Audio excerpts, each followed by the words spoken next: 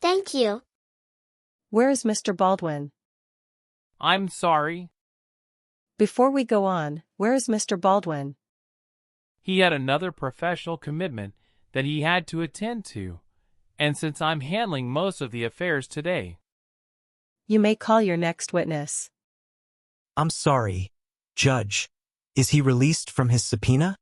Is he released from subpoena? Yeah, he can stay in here. You can sit at table 2. You can, oh. Why don't you just let Mr. Mullen know he's released too? 'Cause I wasn't sure when he came in if I was gonna need him. 1 second, Your Honor. I'd call Dr. Monica Walla. Witness sworn. May I? Yes. Go ahead and state your name. Monica Walla. Anne.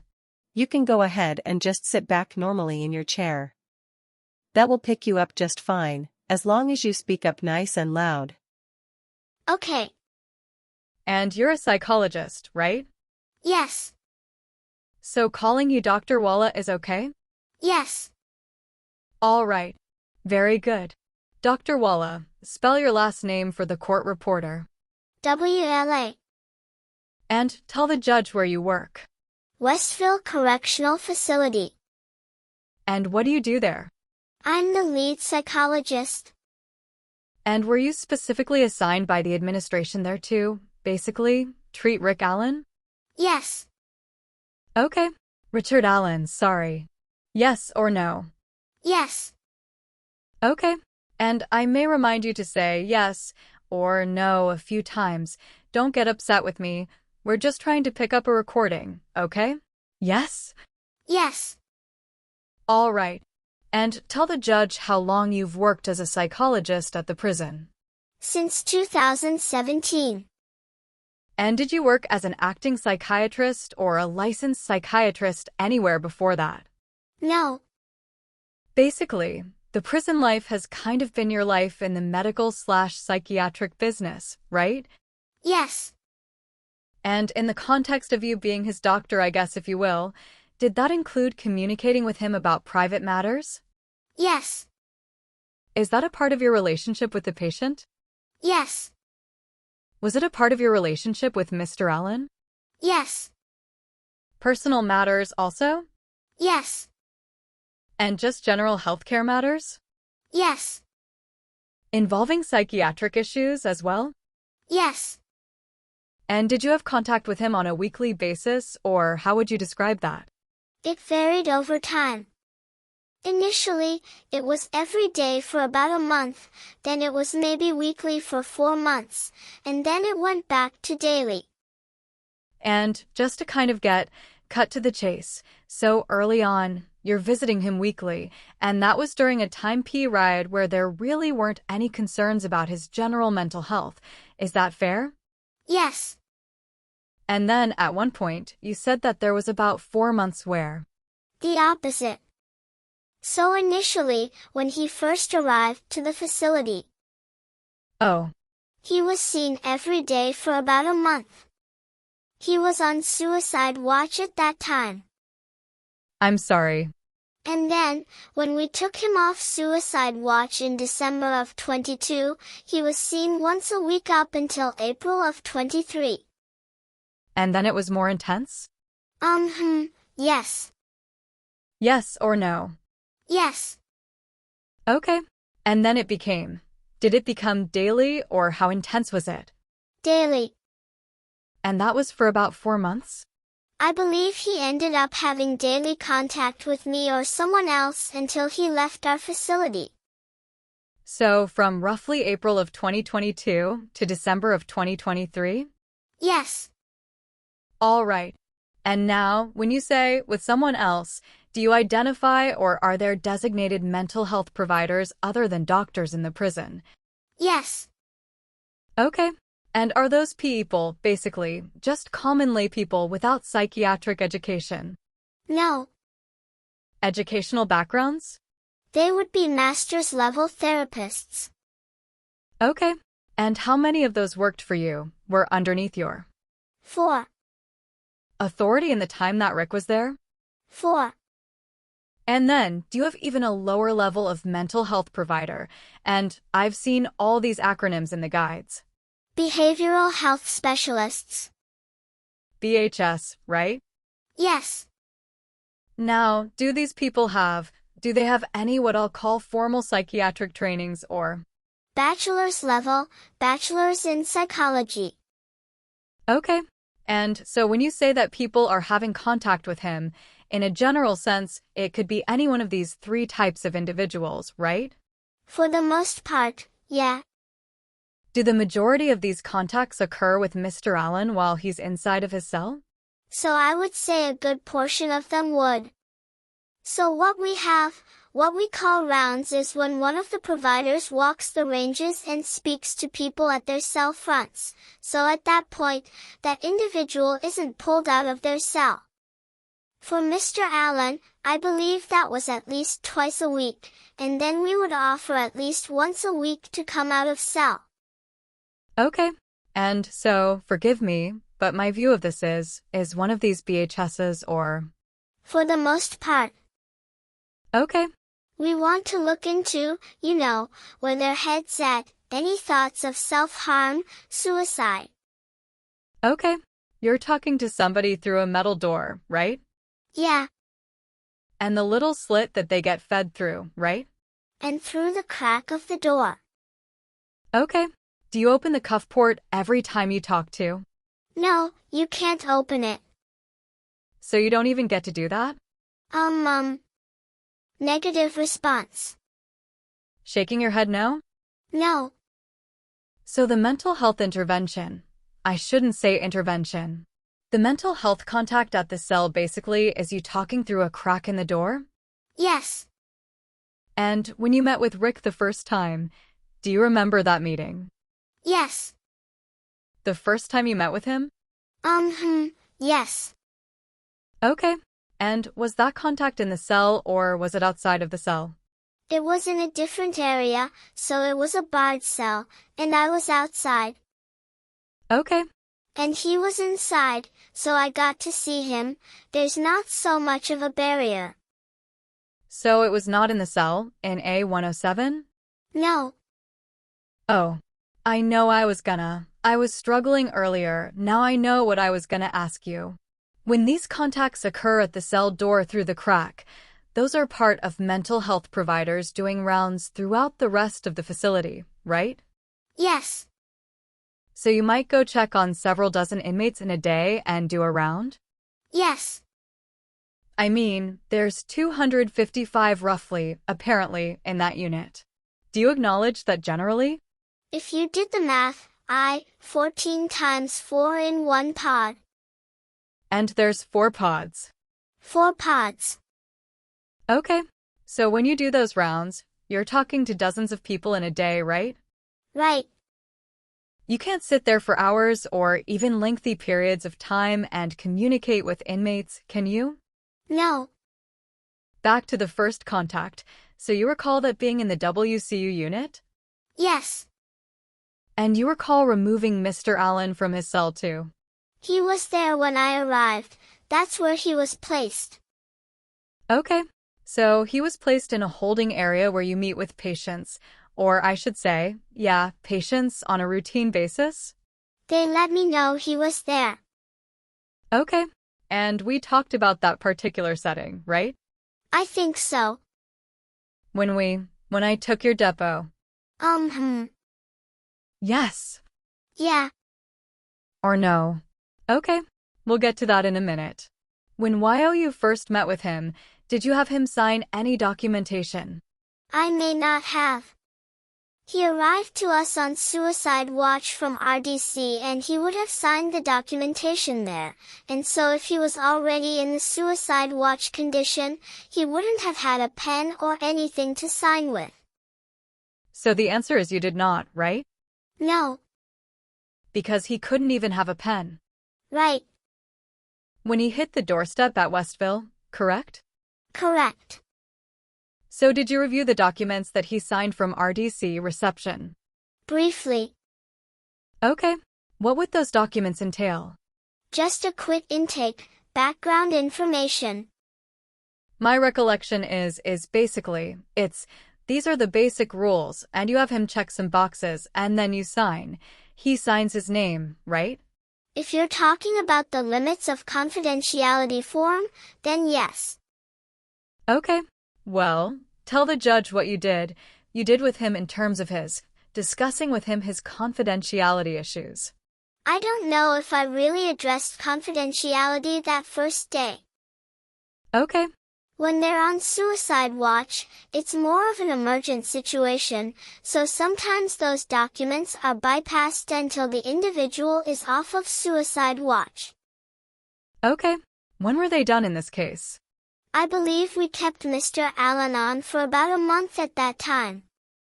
Well, when were these, I'm gonna call them consents, or whatever, signed by Mr. Allen in this case? Oh, I couldn't tell you. I mean, the ones that he signed at RDC still carry over and they are relevant for our facility as well. Okay. What do those waivers say about confidentiality? They let the individual know that there was 8 things, and all those 8 things pertain to harm of self, harm of others, harm towards anything in the facility, and if they refer to any of those things, that we would have to tell someone. Okay. Basically, that if they're putting somebody else in danger, that you have an obligation to report him? Yes. Otherwise, the report suggests that your communications with him are confidential, right? Yes. Strictly? Yes. Okay. Nothing else? There may be a blurb about group therapy if one chooses to engage in that. Okay. It wasn't an option for Mr. Allen. No chance at group therapy, right? No. All right. Let's talk about the circumstances in his cell. You're generally familiar with those, 'cause you visit it, right? Yes. Visited it, I'm sorry. Shaking your head, yes? Yes. Earlier, I asked Warden Gallipo. I believe he suggested there was about an 8 by 12 cell. Does that sound correct? Sounds correct. He spends 7 days a week in the cell, right? Yes. And from what I've heard different stories on this, but how many? Rec? Rec is supposed to be 3 times a week. Okay. And that's if you're not on suicide watch, right? We did modify his plan while he was on suicide watch to include rec. Whether or not that was carried out, that's on the custody staff there, but I believe on our orders we would allow rec. Okay. But there were times when he was on suicide watch when he didn't get rec, right? In situations if he didn't have a smock, it would be inappropriate to just come out wearing, just a smock and have everybody observe you, so. Part of being on suicide watch is wearing a smock. Yes. Is that accurate? Correct. And is it accurate to say that that smock is basically a gown that's thrown over the body of the inmate to simply just cover kind of the bare essentials? Yeah. I referred to it as a caveman garment, didn't I? I think you did. And you didn't disagree with me, did you? No. And one of the problems with wearing that is that your privates can be exposed fairly easily, right? Can be.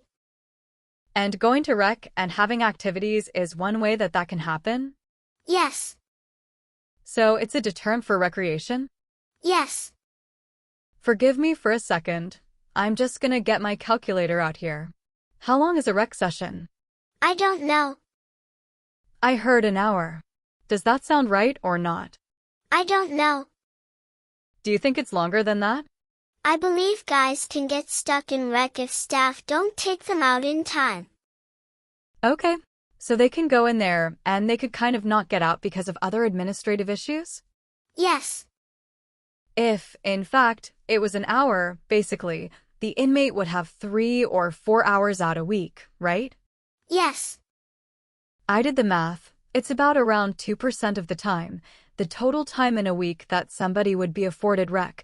Do you have any reason to dispute that math? Not necessarily. Judge, may I object?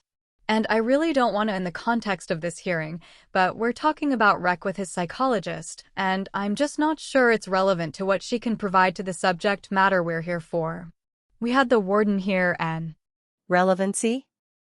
Judge, I ask that we limit it. Sorry. Relevancy? Judge, she's intimately familiar with his detention circumstances. She's already described that she visited his cell 2 days a week. I know from deposing her that she spent time with him there on the unit, so I think she's got first-hand knowledge. So I do think it's... But she just said, I don't know how long Rec is and I don't. I understand, but I'm Know about Rec. sorry. So move on. I'll sustain the objection. I'm gonna move on from the Rec thing. I thought she was talking about in general. That's what she said, I don't know how long Rec is. Okay. Thank you.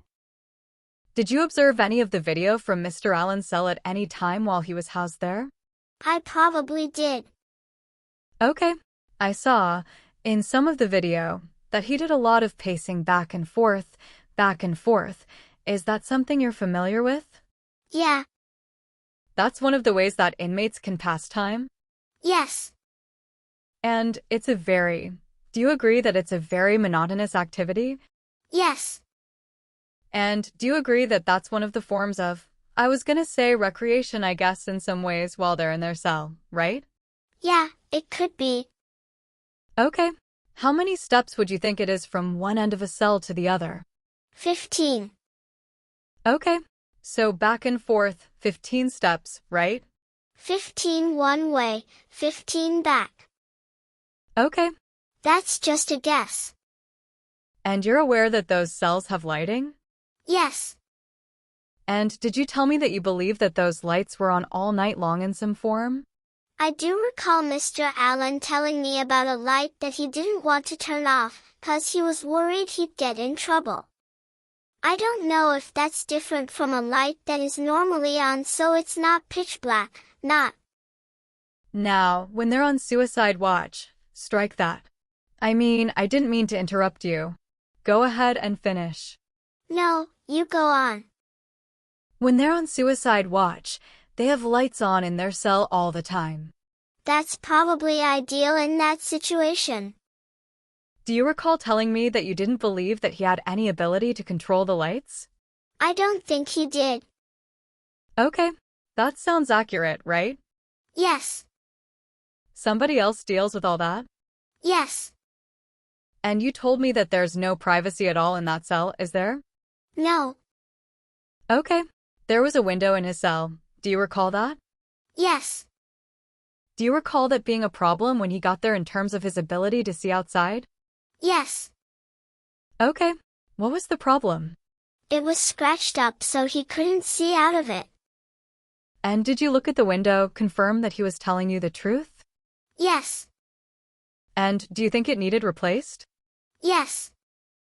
And the prison accommodated that, right? Yes. Okay. Now his view outside of that cell is basically a barbed wire fence. I think so. Well, I mean, there's a fence around the WCU, right? Yes or no? Yes. It's got its own special fence, doesn't it? Yes. With barbed wire on top, right? Yes. And then, beyond that is just a view of the rest of the prison, isn't it? Yes. So that's what he would have been looking at? Yes. Do you acknowledge that he was sleeping on a mattress that really was on the floor? Yes. And do you acknowledge that that's where he ate his dinners and lunches? Yes. On the floor on the mattress? Yes. And do you acknowledge that there were times when he was even fighting with bugs while he was there? This is what he told me. Okay. And that's something that you're familiar with at the prison, isn't it? Yes. That problem? Yes or no? Yes. And in fact, you told me there was even problems with, theirs was like mouse dropping? Yes. Well, Those kind of things can cause a man to go crazy, can't they? Objection. Crazy, What did you say? I'm saying, it depends on what you mean by crazy. Oh. But yes, it can be distressing. Do you acknowledge that he was in the most isolated of circumstances at that prison? There are 3 other cells that are very similar. Okay. So of the 255 in the WCU, there's 4. Yes. That are similar to that, right? Yes. No others that are that isolated and that secure, right? There's one that is similar on the infirmary. Okay. We'll talk about that in a minute. We talked about that in the depot. Responds by nodding head in the affirmative. Shaking your head yes? Yes. Do you acknowledge that one of the problems that existed while he was in that facility is that a lot of the other inmates were yelling at him routinely? Yes. Tell the judge what kind of things they would say to him. Kill yourself. Do you remember them calling him baby killer? Sounds about right. Okay. And that was something that persisted over time, wasn't it? Yes. It bothered you, didn't it? Yes. We talked about how noisy it is on those units, didn't we? Yes. Yes or no? Yes. And do you agree that it's extremely noisy on those units? Yes. And that noise adds additional stressors to the inmates? Yes. And it specifically did with Mr. Allen? He told you that, didn't he? He would tell me sometimes, yes. And you believed him, didn't you? Yes. Did you evaluate, strike that? Are you familiar generally with Rick's medical history when he entered the prison? Cardiac issues. Okay. Are you or were you familiar with Rick's psychiatric history when he entered the prison? Depression. Okay. So let me back up, I'm getting ahead of myself. With regard to the medical, you're aware that he had heart-related issues? Yes. And with regard to his psychiatric situation, do you acknowledge or was there an intake done of him at RDC? Yes. Okay. Were you a part of that intake? No. All right. And would that intake at RDC involve any formal testing of his psychiatric circumstances? No. If I described it as basically a sit-down interview with him, going through some questions, checking some boxes, is that what happened? Yes. That's what would normally happen, right? Yes. It's not a real clinical process, is it? It's still a clinical process. It's just a structured interview. 15 to 20 minutes maybe? Yeah. And do you acknowledge that his intake form mentioned that he had major depressive disorder? I believe so. And do you acknowledge that major depressive disorder can be defined as a serious mental illness? Not per our standards. Okay. What about of the standards of the DSM-4, Axis 4? I'd have to disagree. Okay. We're gonna get back to that in a minute. Okay. Serious mental illness, SMI, is a distinction or a phrase of art in your business, right? Right. Okay. And you acknowledge that Rick had reported to prison officials at his intake that he had a long history of suffering from depression? Yes. It went all the way back to his early adulthood? Yes. And that he had been suffering from depression for about 8 to 9 years prior to his admission at the prison? Yes. And that he was even hospitalized at one point in 2019 for more than a week to address those conditions? That's what he told me. And you didn't have any reason to disbelieve that, did you? No. And that he had been taking. Do you acknowledge that he had been taking psychotropic medications back to age 25? Yes. Do you acknowledge that his file indicated that he had risk factors for suicidal ideations back in time before he was admitted? I believe so. Let's talk about that real quick. Well, actually, we'll get to that in a minute. Do you acknowledge that his record reflected that he also had generalized anxiety disorder? Yes. And I think, do you acknowledge that you told me at one point that you actually thought he probably suffered from dependent personality disorder as well? It's a possibility. Okay. I don't. You saw a lot of those characteristics? Some of the traits. Which is that when you're separated from the people that you love, it can. For those individuals, yes. Okay. And he was one of those people, wasn't he? Possibly. Okay. Based on what you knew about his relationship with his wife? Yes. But that's a formal diagnosis in your industry, isn't it? It is. And I think he was labeled, if I recall, as a Code D or something like that is what I saw on the record. Yes. Right? And you can jump in here, but am I correct in saying that you have 6 designations, A, B, C, D, E, and then there's this kind of F that's its own, right? Yes. But the A through the E are the designations. Is it accurate to say those are the designations that define the significance of his current state of mental health? Yes. Or the acuteness? Yes. Is that a better Yes. way of putting it? You're shaking your head yes. Yes. And he was AD, right? Correct. So an A would be the least acute, I guess, if that's the right phrase, correct? Yes. And then AD would be, well, he would be the most acute, right?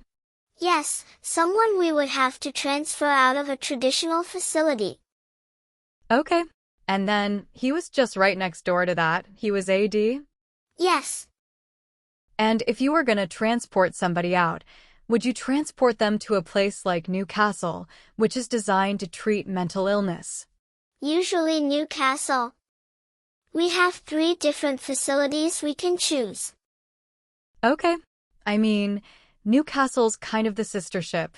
I don't know if that's the right phrase, when it comes to mental health treatment in the DOC, right? It's where we send the most. Mothership's what I meant to say. Okay. Is that fair? It's where we send the most acute patients.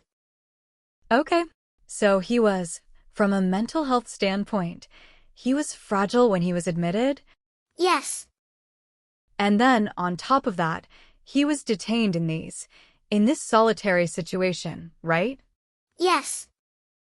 And then, on top of that, he was being accused of killing 2 younger LS, right? Yes. So to describe him as an eggshell inmate, somebody who was very thin in terms of his state of mental health, is accurate, isn't it? Sure. Let's talk about his offender status, his inmate status at the prison, okay? Okay. Are you aware of any documented records? Am I being redundant? Are you aware of any records that suggest that he was having suicidal ideations when he was admitted to the prison? I want to say, if I'm remembering correctly, they documented that he was not actively suicidal, but that he is a high risk. Okay. Because of his circumstance, right? Yes. The fact that he was there on an accusation, a criminal accusation, right? Yes. But there was never any suggestion that he was doing anything to harm himself or others, right? At the time, no. Okay. But do you acknowledge that he was placed on suicide watch anyway? Yes. And because of that, again, his restrictions or his privileges are limited, right? To an extent.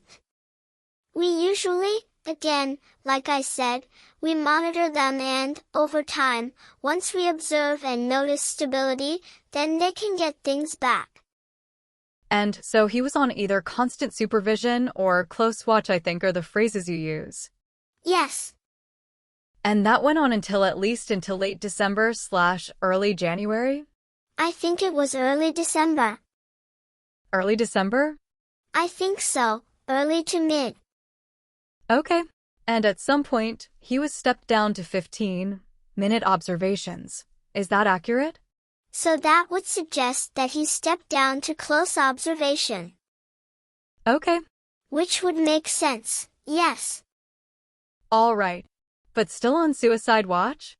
Yes. All right. He stayed in a suicide cell the whole time he was there, right? Yes, but part of that was the intention. Administration was gonna keep him in that cell anyway. No matter what? Yes. His state of mental health didn't matter to administration, right? They were just gonna keep him there? They were gonna keep him there. Yep. Even if you told them different? It was the safest cell they had. Okay. So he stayed in the suicide cell under close supervision until roughly the start of April 2023. Is that accurate? Stayed off of it until the beginning of April. Well, but he was still in the suicide cell. He was living there. Everything else was normal for him.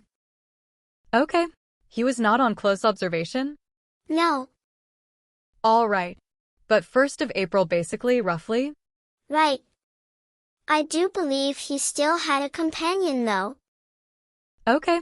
During those months, so January through beginning of April, he would have still had a companion watching him, despite being off, and that's an administrative decision. All right. So he had this companion assigned from January to April, even though he was not suicidal? Yes. And that decision was made by administration? Yes. And then he went back on suicide watch in April? Yes. Basically the 1st of April, 2023, roughly, I mean. I think it's the 4th. Within a day or two, right? Yeah. And he stayed on that particular status until he left in December of 2024? Yes. And all the restrictions that come with that? They fluctuated. Well, did he ever get more than 4 or 5 hours of rec at any point in time? Per week? It would have been offered to him. More than that, I'm saying. Whatever's the standard is what he would get. Okay. So you thought it was 3. I thought it was 3, maybe 4. One of those restrictions on suicide watch is that you get a suicide blanket. Is that right? Yes. So for the first month or month and a half that he was there, did he get a suicide blanket? Yes. And that's that. Is that a blanket that they take away in the morning and give it back to you at night? Technically, they're supposed to. I don't know if they did. Okay. I don't know how consistent they were with doing that. It's like a really hard blanket so that you can't, tie it in. You can't tear it up. I mean, they still do it, but yeah. Okay. Not a luxury item. Would you agree with that? I agree. You're aware of the Suicide Companion Program, is that correct? Yes. Let me take a drink of water, excuse me. And you've already mentioned that there was an inmate or there were inmates that were assigned to a cell by the administration, right? Yes. Did you order that to occur? No. Do you have the authority to do that? When we send orders, someone else takes that on. So they say that we want a companion, they locate the companion, who it's gonna be, and assign them to their job.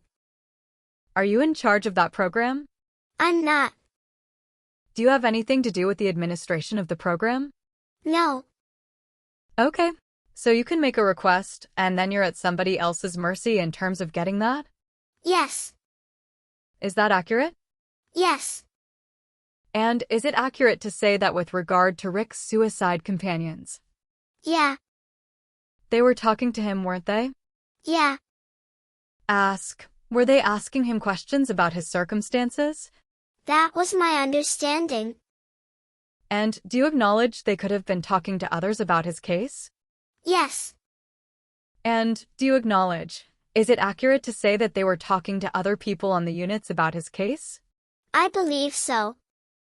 Is it accurate to say that some of these inmates were actually calling their family members and talking to their family members? I believe there was at least one instance of that. Is it accurate to say that you cannot trust those companions, considering their backgrounds? Yeah, it's fair to say. And do you recall Rick actually reporting to you that he was frustrated with the companions?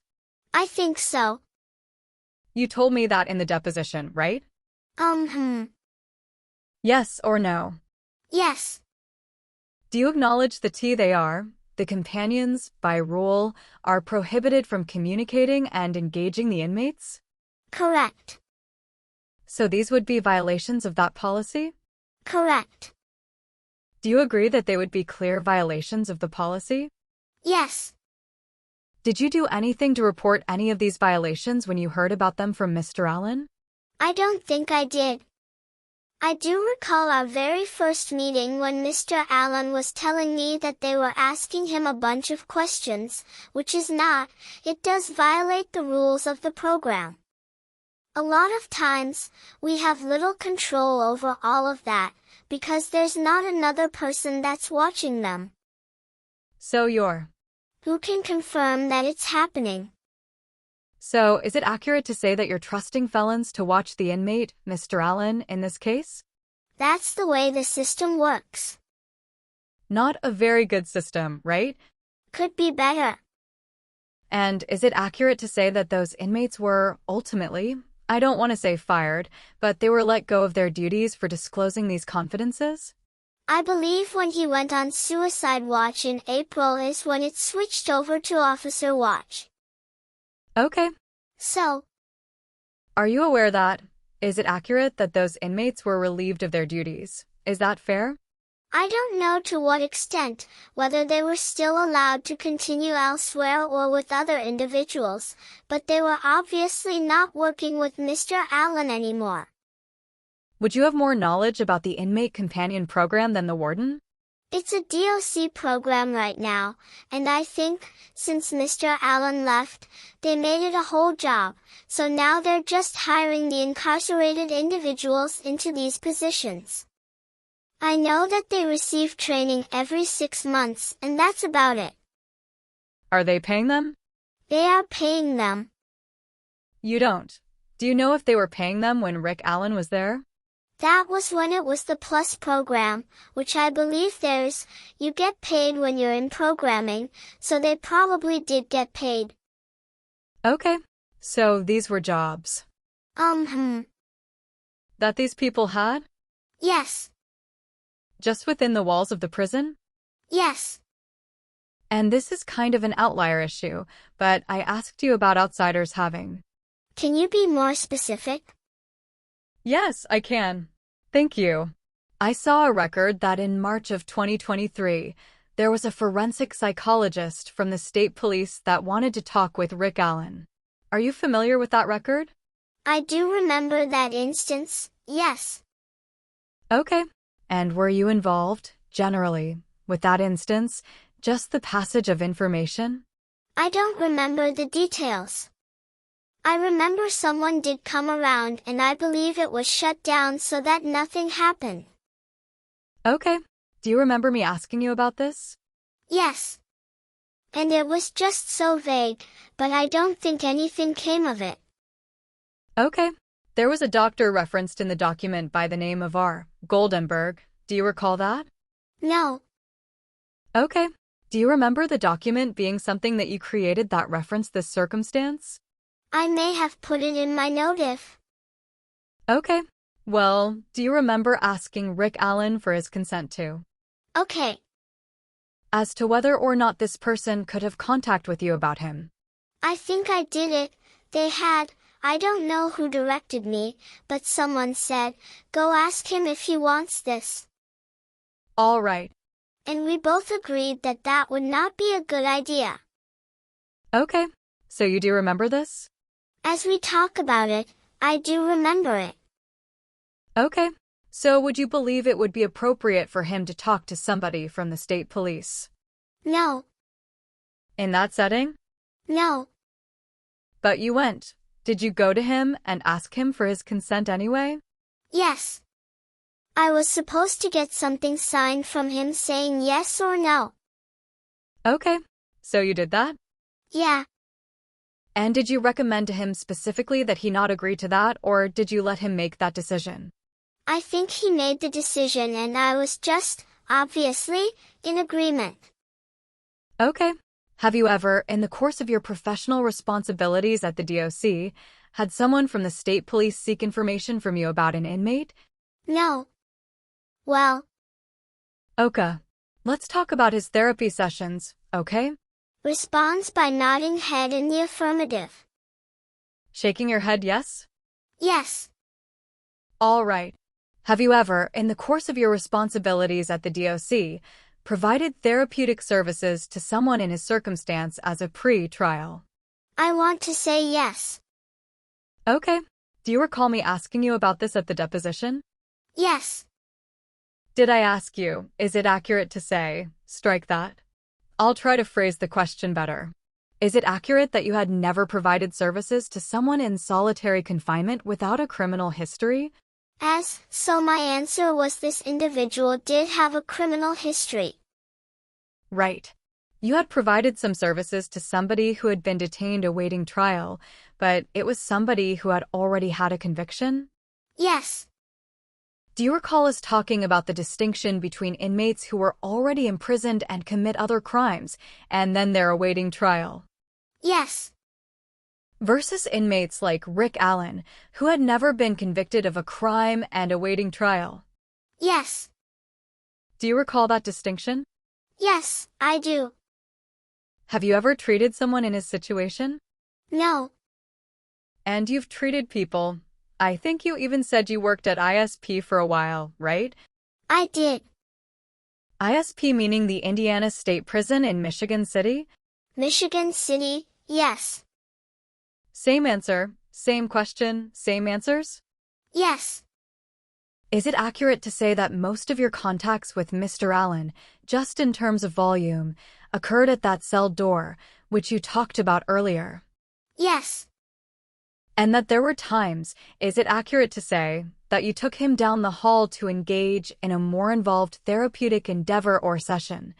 Yes. Okay. Do you recall us talking about that at your deposition? We talked about the cage. The cage, then K you for that. I asked you about what that setting was like, didn't I? You did. And you, is it accurate to say that you told me that there was a cage? I think it was both of our words, but it was just down the hall, a few steps from his cell, right?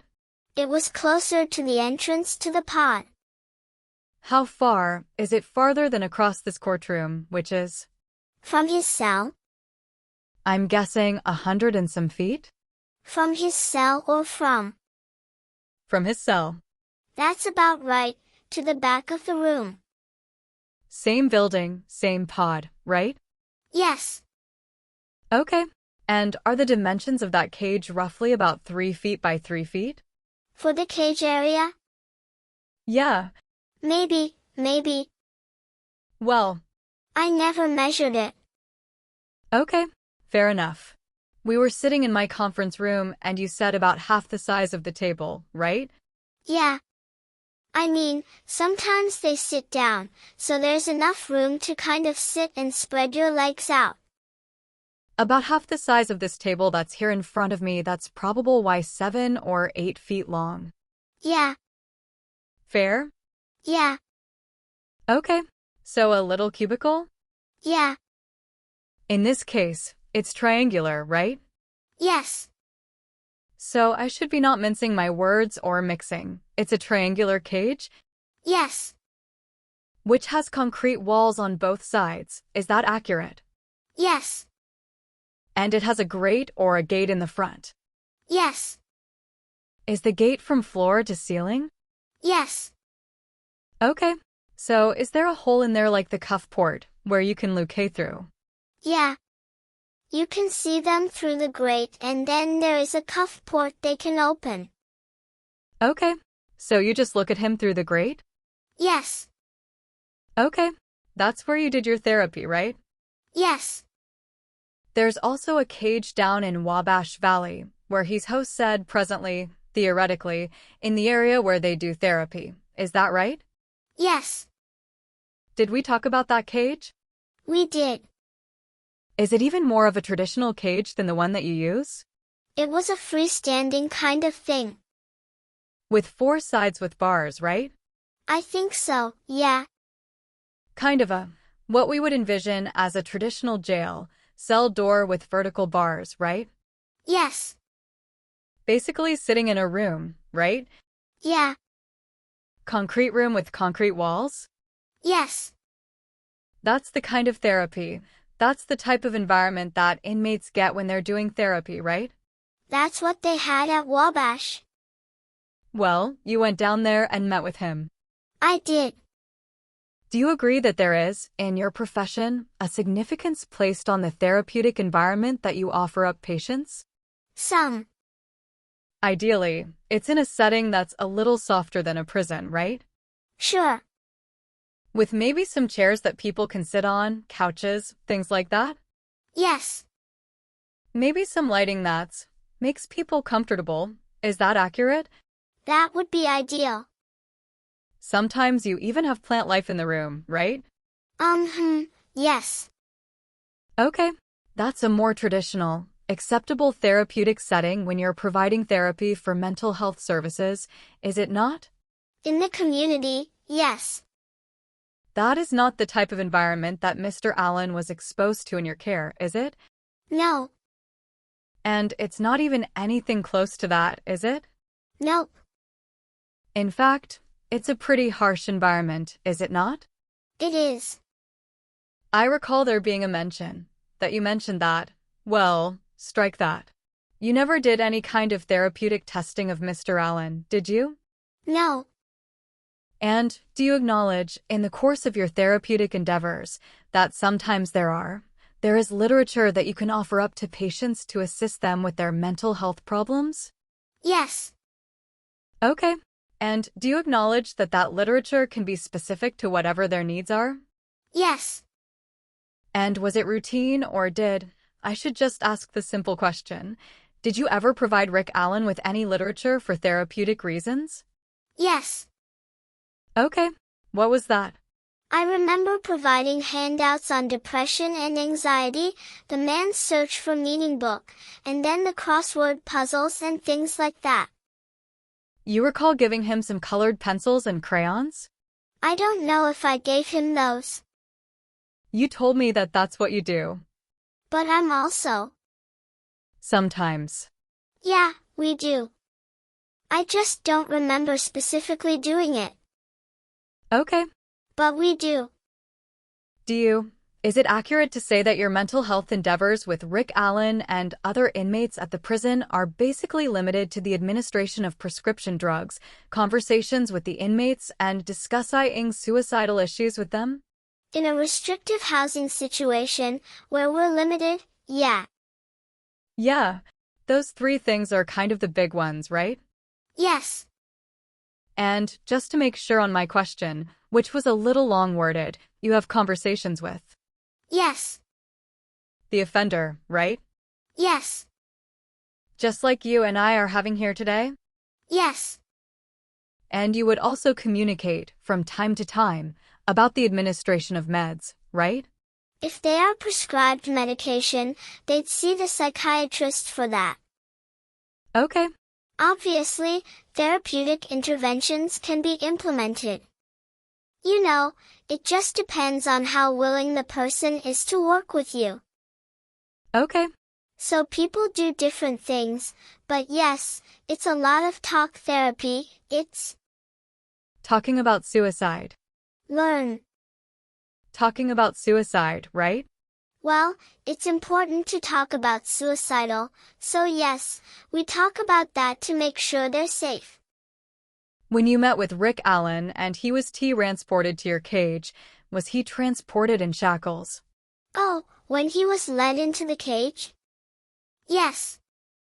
So we've talked already today. I don't want to belabor the point, but the box cuffs, the belly chain, the ankle cuffs, the whole 9 yards, so to speak, right? I believe so. That's the way he meets with you in the cage? Yes. And you're outside the cage? Yes. I don't know if they ever took off the wrist. Okay. Once. Did you ever talk to Rick Allen about the exceptions to the doctor/patient privilege under Indiana law? I don't think so. Okay. Do you know what those exceptions are? Are you just referring about HIPAA confidentiality? Yeah, let me ask a better question. You have. There's a doctor/patient. Right, Right? right. That's the underlying law in this state and probably most other states. Yes, There are exceptions to that rule, right? yes. What are those exceptions? Harm to self, others, or property. Any other exceptions that you're aware of? Other more specific exceptions would be things like if they report drug trafficking, the sexual abuse of a held in the community at present that they may know about where we have to intervene from the inside, inappropriate relationships with staff. Did you talk to him about any of those things? He had to have signed the form with me at some point. I'm asking you, did you talk to him about them? I generally do. Do you know if you talked to him? Do you remember that? I don't remember doing it. Okay. And if you did, it would be those things that you mentioned to me earlier. Yes, When he's in the cage and you're providing therapy, are you taking notes? sometimes. Are there times when you just don't take any notes, you just listen? Sometimes, yeah. And in those cases where you were taking notes, do you generally then all say reduce those notes to a more formal document? Yes, And is that document a DOC document? yes. Well, it's in our Centurion system, but obviously, it's owned by DOC. Yeah, I'm glad you mentioned that. I need to educate the court a little bit. I forgot to do this at the beginning. Tell the judge who you're actually employed by. Centurion Health. Okay. And is Centurion like the health Contractor. care provider for all inmates at the prison? Yes, And as an employee of Centurion, is it your observation that Centurion basically just has a contract with the prison system? yes, And as an employee of Centurion, do you have like DOC credentials? Do you have a name badge or a I do. badge that says DOC on it? It'll still say Centurion on it. Okay. Yeah, Does it say DOC on it also? yeah. Okay. Who do you get paid by? Centurion. Okay. And do you have like a 401k plan or anything like that? I don't want to talk about the details, but Right, those would be through them. through Centurion? Yes. Are you specifically assigned only to the Indiana or to Westville? We can go to any facilities. Okay. Well, I mean, where do you? I'm assigned there, yes, but if they ever needed help elsewhere, we can just go over there and do work there, too. Okay. Have you worked for any other companies other than Centurion since you've been there? Since I've been there, for several years no. There have been a few switches over time, so Centurion, prior to that we were Wexford Health. Okay. Prior to that we were Horizon Health. So every 3 years or so, they put the contract up for bid and decide which one they're gonna go with. All right. Do you receive training from the DOC regarding how to, We do. Okay. Just like all the other DOC employees? Yes. It's tailored to us, so it's a little bit less, since we don't do cuffing and do all the extra stuff, hands-on stuff with the incarcerated individuals, so we don't get that piece, but everything else, yes. So then back to the note-taking.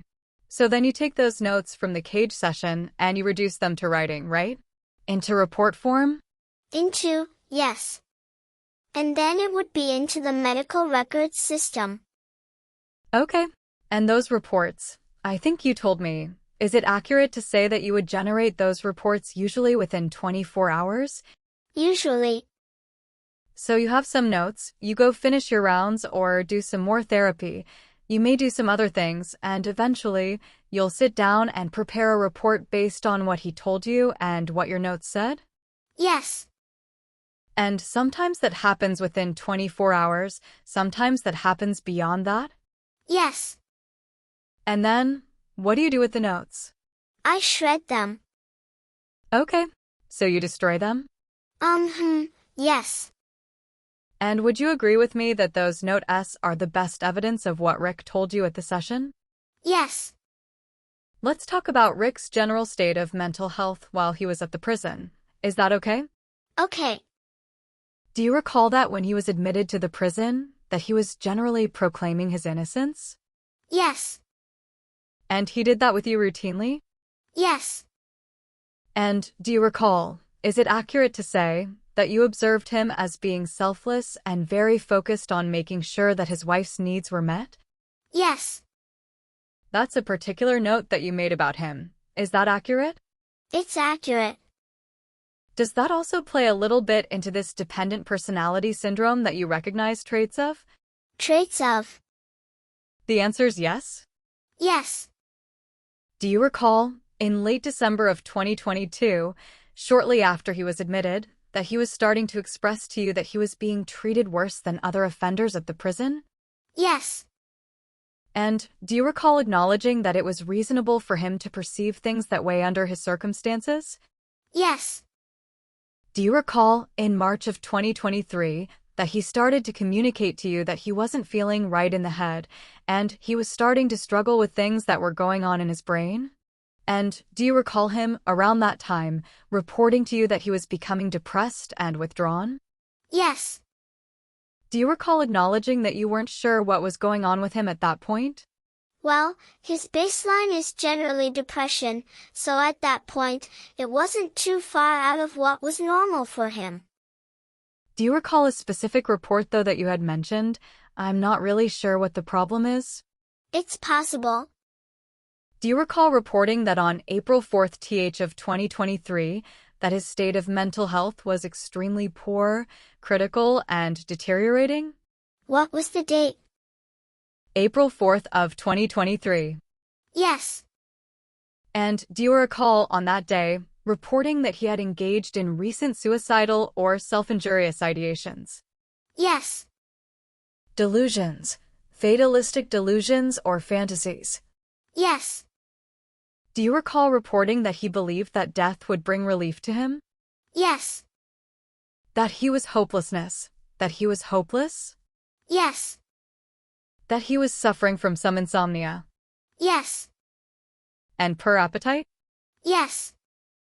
Do you recall reporting that he was struggling with self-esteem? Yes.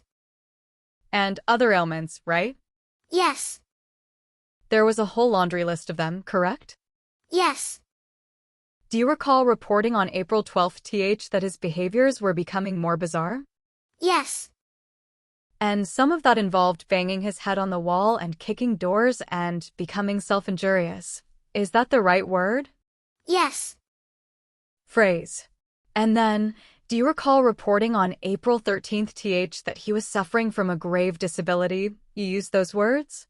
I'd have to read my note to see, but I believe that. 1 second, Your Honor. May I approach? You may. I just want to clarify. Ma'am, I'm doing this the old-fashioned way. I just printed this stuff out.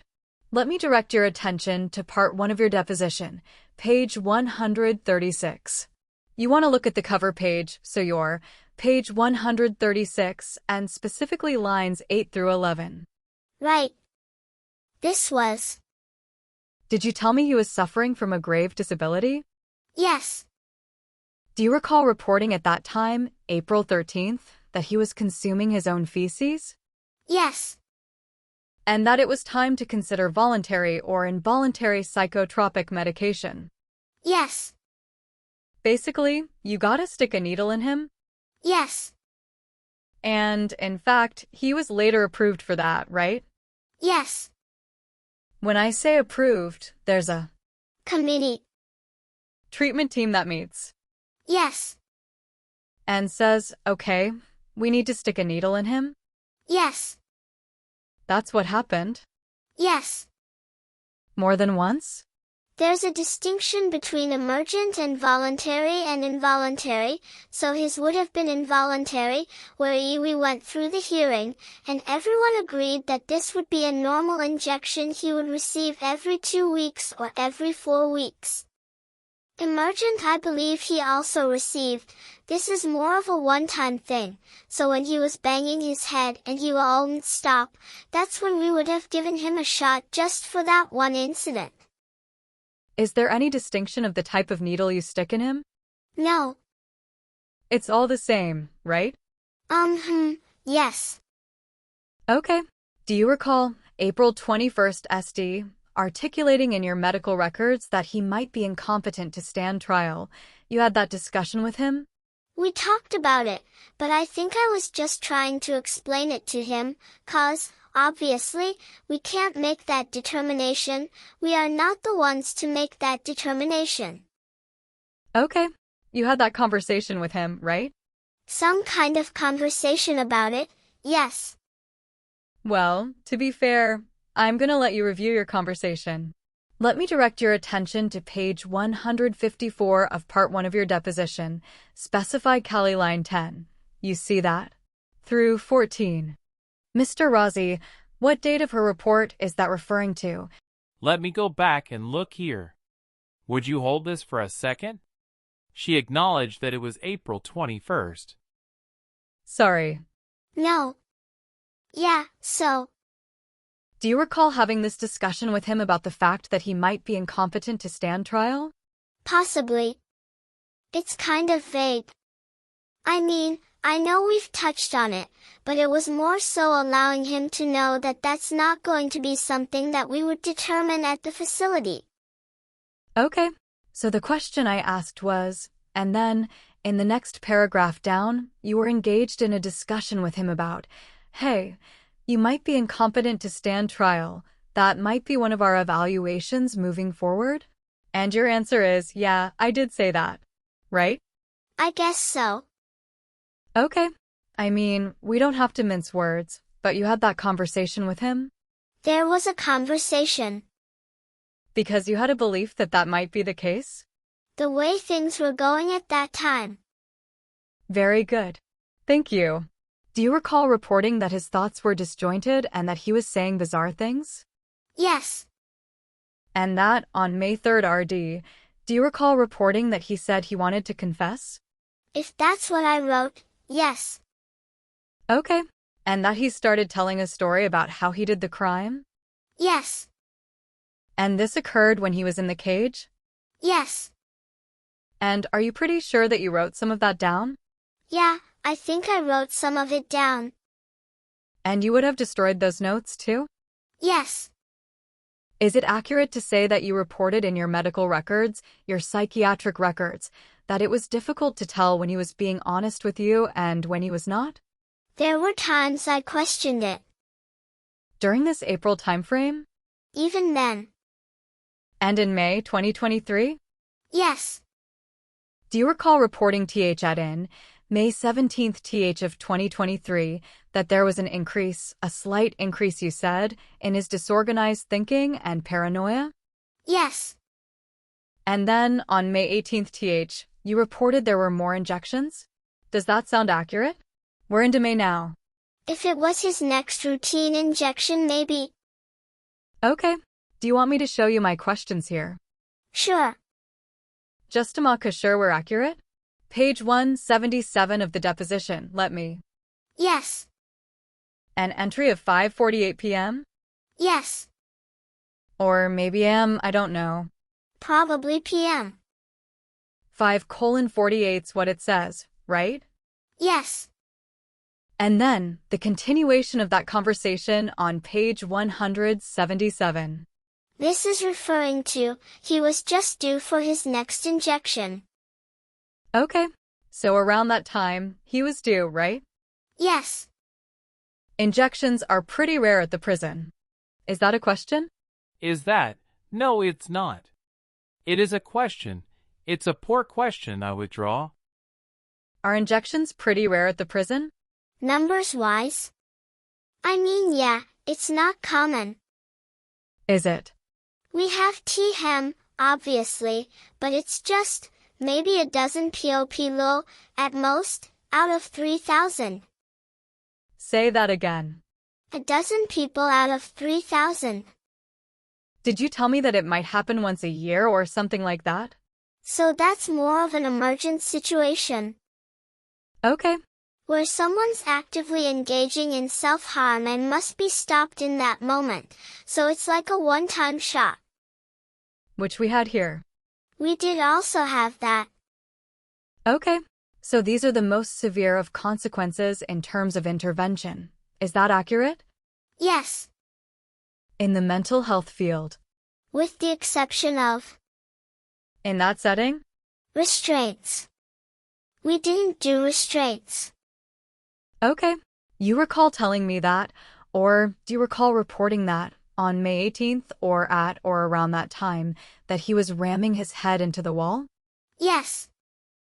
You recall there being a report on May 22nd ND, 2023, that he was having breaks of psychotic reactions to stress? Yes. Do you recall reporting on June 8th th of 2022 that his depression had reached its peak or was at its peak? Yes. And that he was suffering from physiological symptoms such as trembling, knees buckling, and stuttering?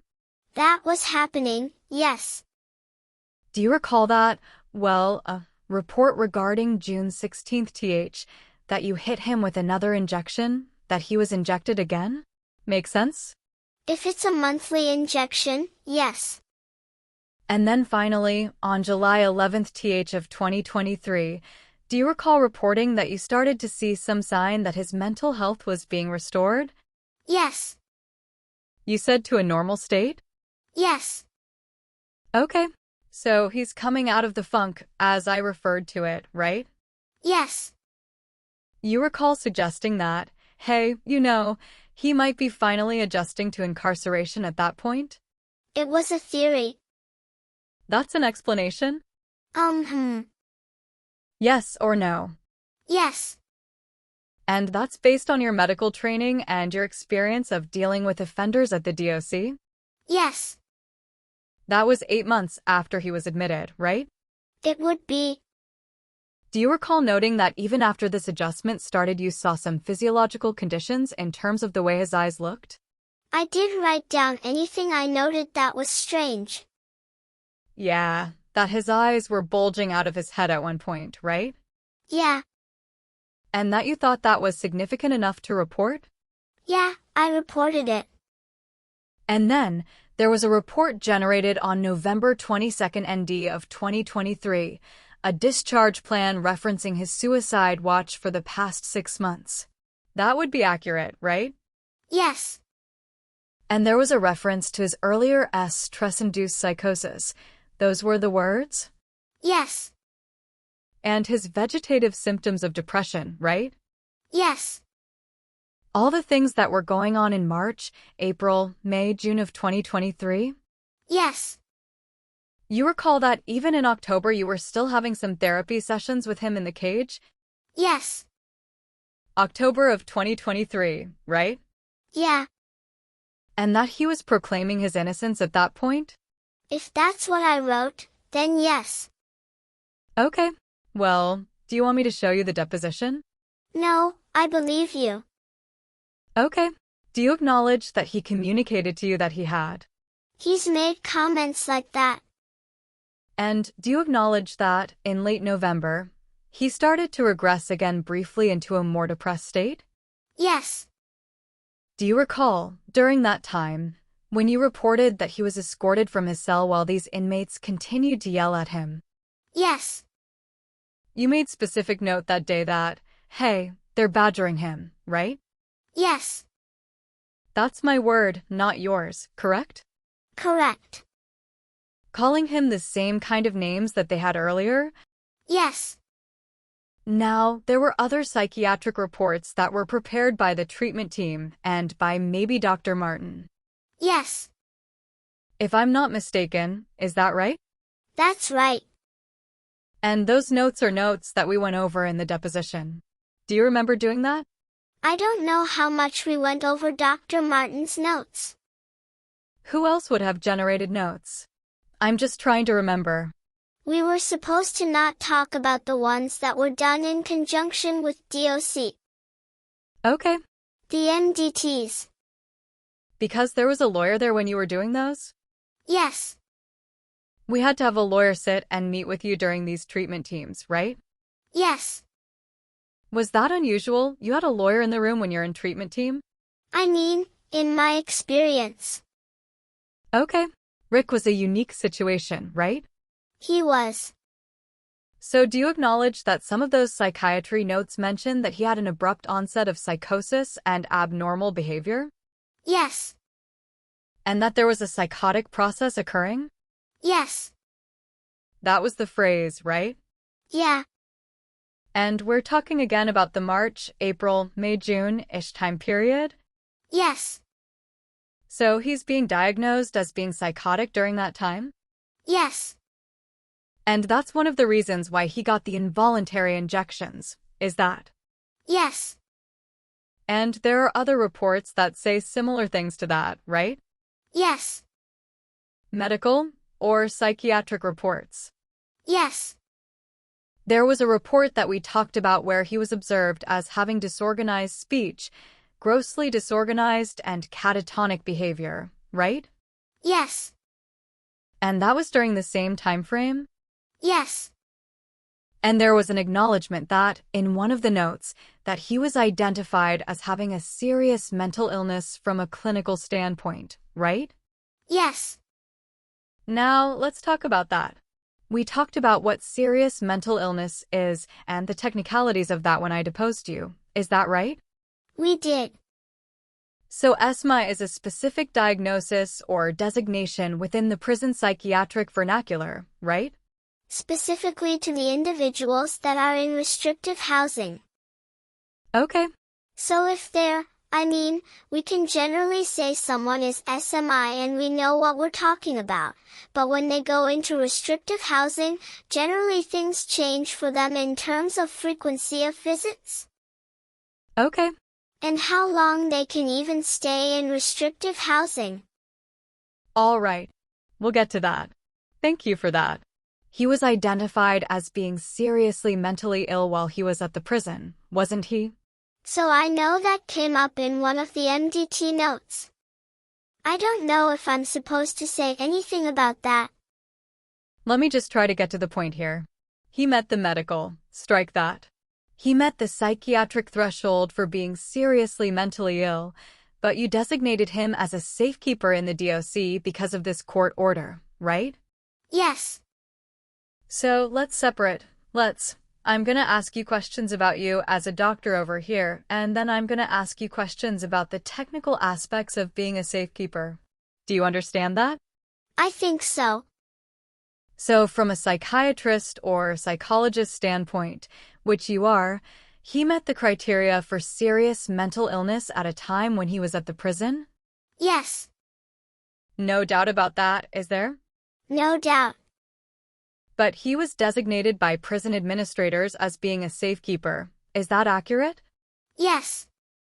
And so, by receiving that designation, he then was removed from the SMI designation. Yes. Correct? But so they basically have a box on a form that says, yes. I mean, at the most basic level. Agree with that? I agree. Do you agree with me that that doesn't change what's going on in his brain because they identify him as something else, right? Right.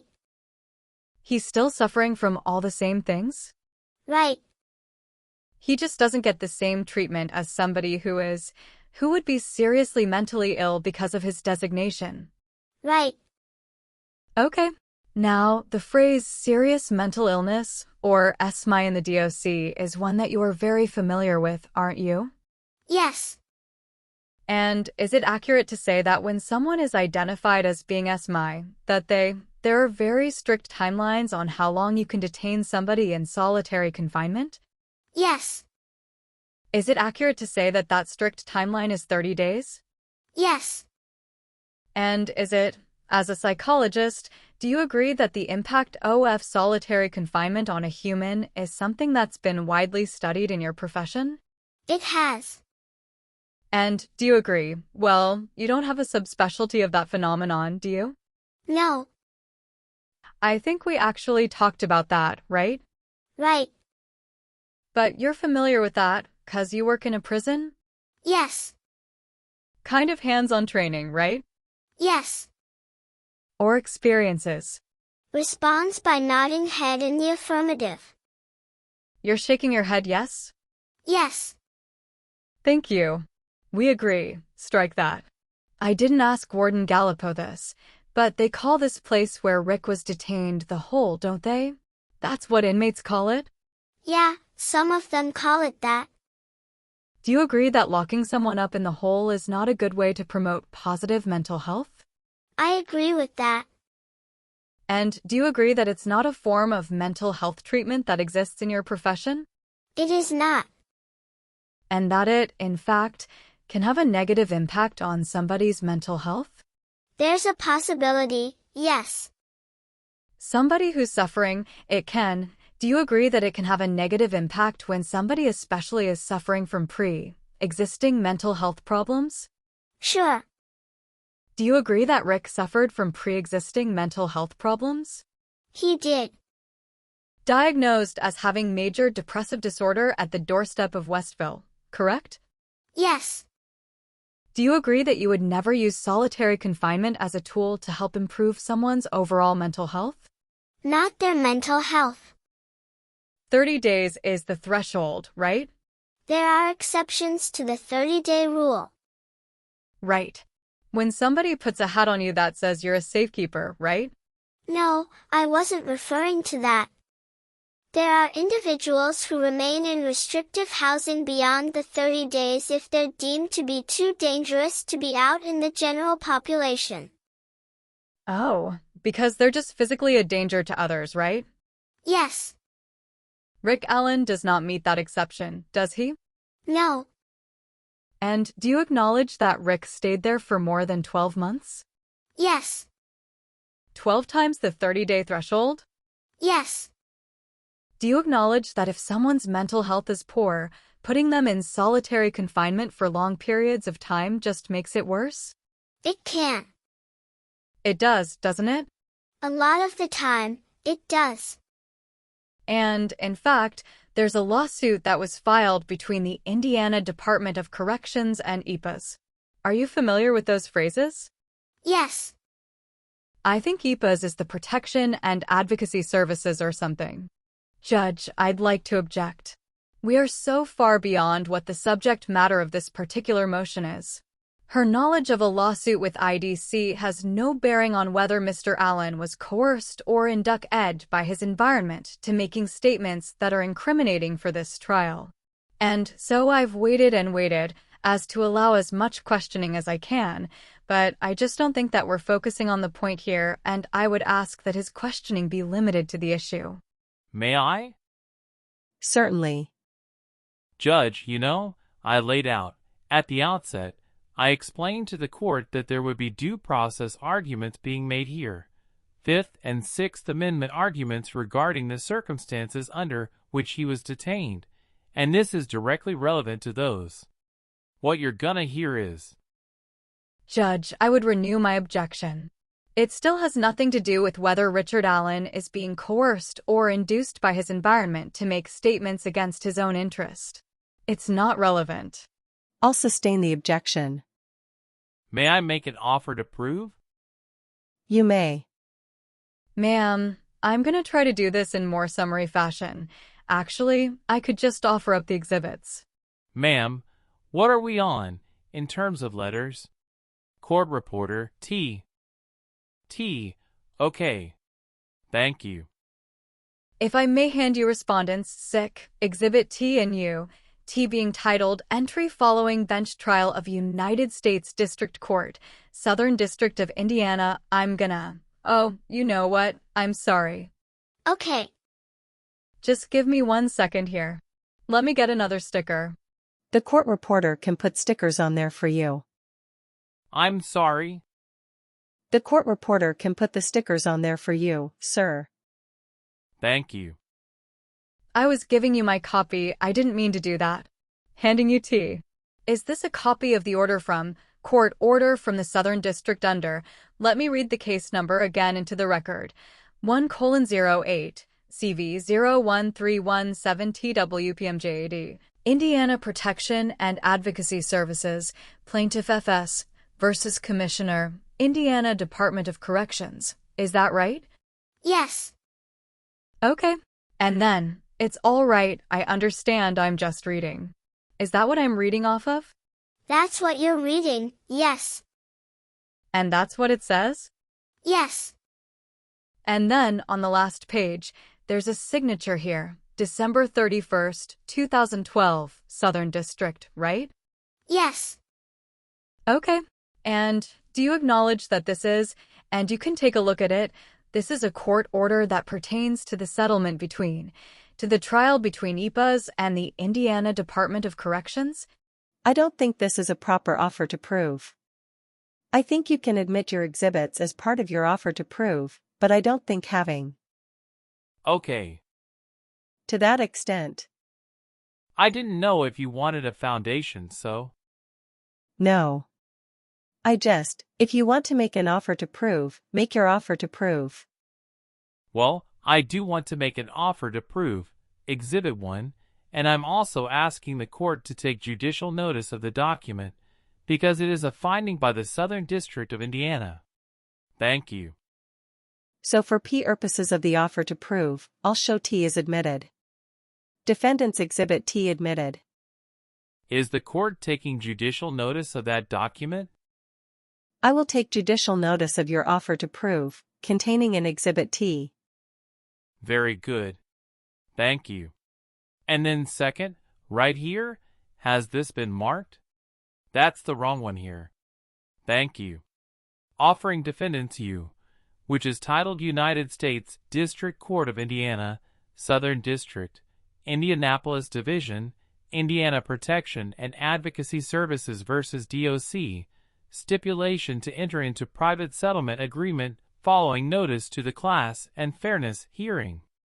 This document is signed by parties for both sides, and it's dated January 27th of 2016.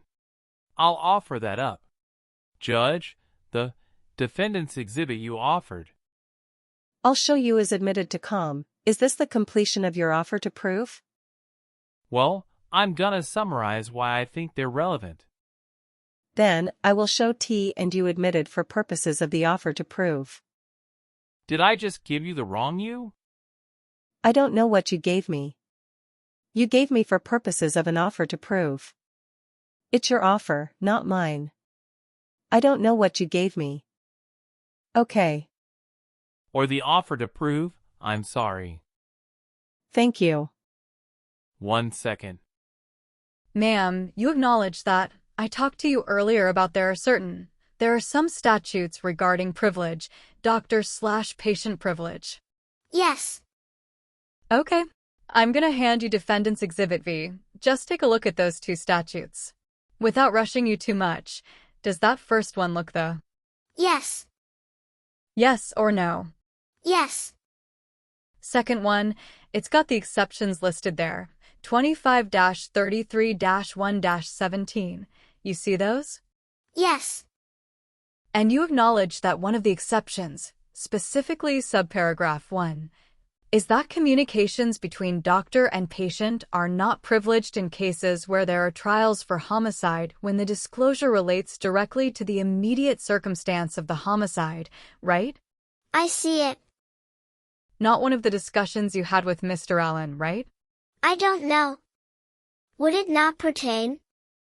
Well, I'm saying you didn't have that discussion? Oh, no,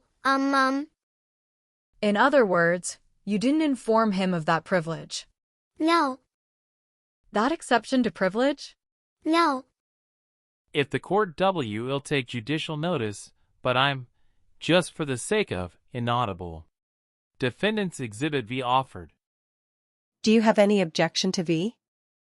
They're statutes, I have no objection. Okay.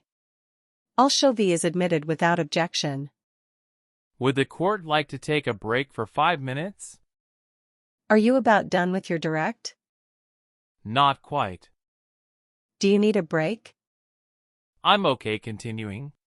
I'm just asking as a courtesy. No, I'm fine. Keep going. Okay. Thank you. Psychology, yes. I'm gonna mess that up forever. Psychology? Yes. And those standards are set by the APA? Yes. American Psychological Association, right? Yes. And do you agree that one of those is a code of conduct that exists? Yes. I'm gonna hand you what's been marked as. Judge, I failed to make a copy of these, so I'm just gonna lean in here for a second, if that's okay. Well, do we need to take a break so you can make copies? Is that what you're... Yeah, we can do that. It makes sense. All right. Or we can do it after too. I'm fine with whatever. No, we can go ahead and take a break so you can make copies. All right, well, let's take about 10 minutes, then. Let's be back about 3:10. Off record at 2:57 p.m. On record at 3:12 p.m. All right. Are we ready, then, to continue? Yes, Judge. Judge, I'd like to renew my request to admit Exhibits T and U, and this is the reason. I just thought about this when I was in the hallway. We're also litigating this our request for admissibility that was filed by the state as it relates to Dr. Wallace's records. It's Mr. Allen's position that he was treated in a manner inconsistent with the guidelines. That's odd. We're making those arguments today, and that the product of that treatment, because it was inconsistent with the guidelines, should not be admissible.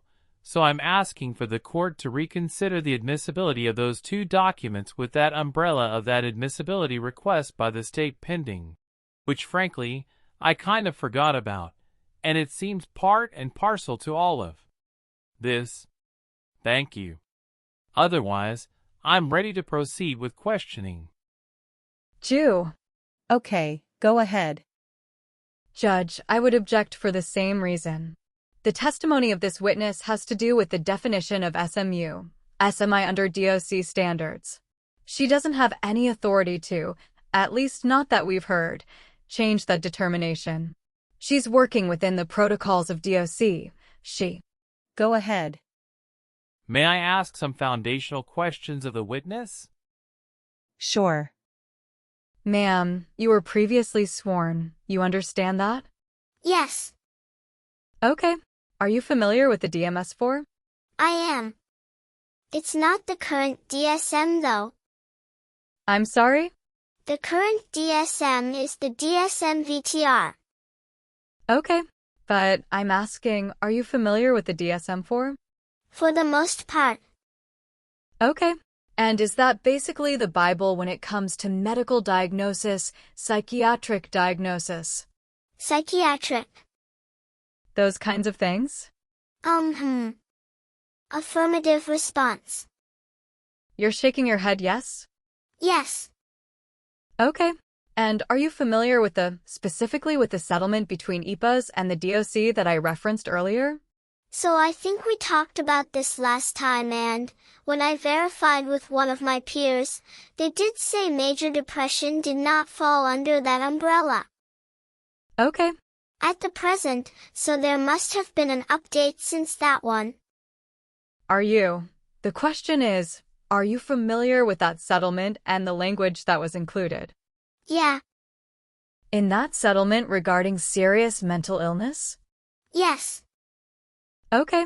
And is it accurate to say that that settlement statement defined serious mental illness and that definition was then adopted by the DOC? Yes. During the course of your employment with the DOC? Yes. Okay. I do think she has a foundation. I mean, that settlement is referenced. I'm gonna show you. In the DOC policy, it's actually referenced in the policy. May I ask an omitted question of the witness? Sure.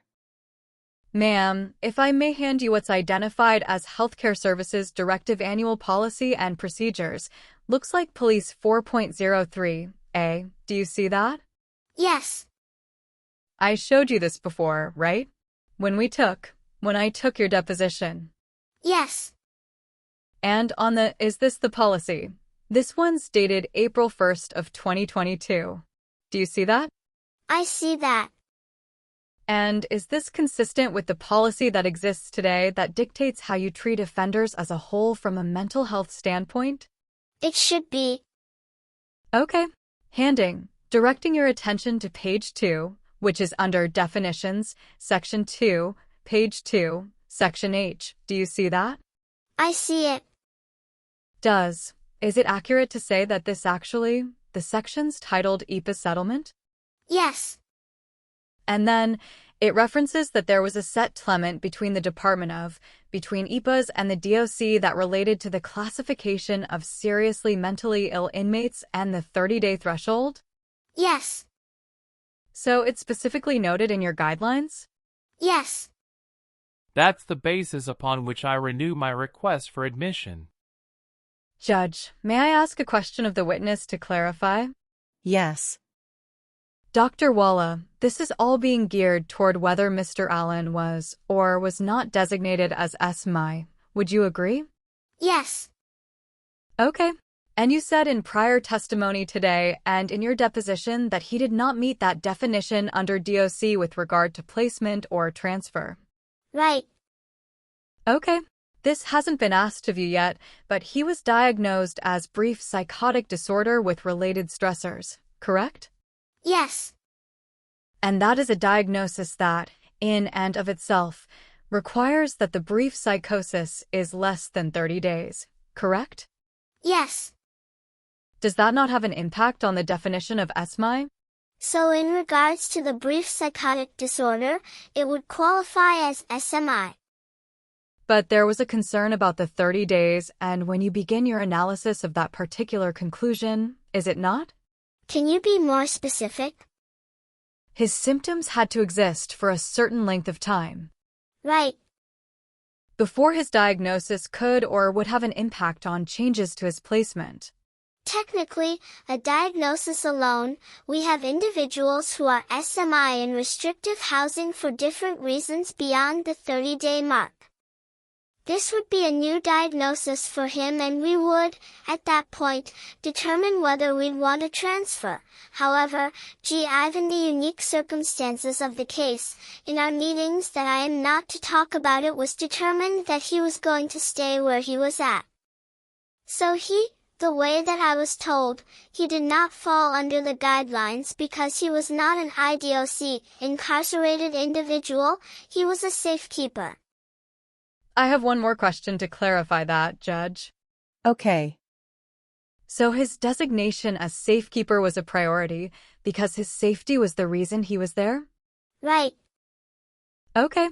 And his psychosis that we just discussed, the brief psychotic disorder with related stressors, was successfully treated where he was. Would you agree? Yes. And in fact, in the deposition, Mr. Rossi asked you if you had the opinion that he needed to be somewhere else to get proper treatment.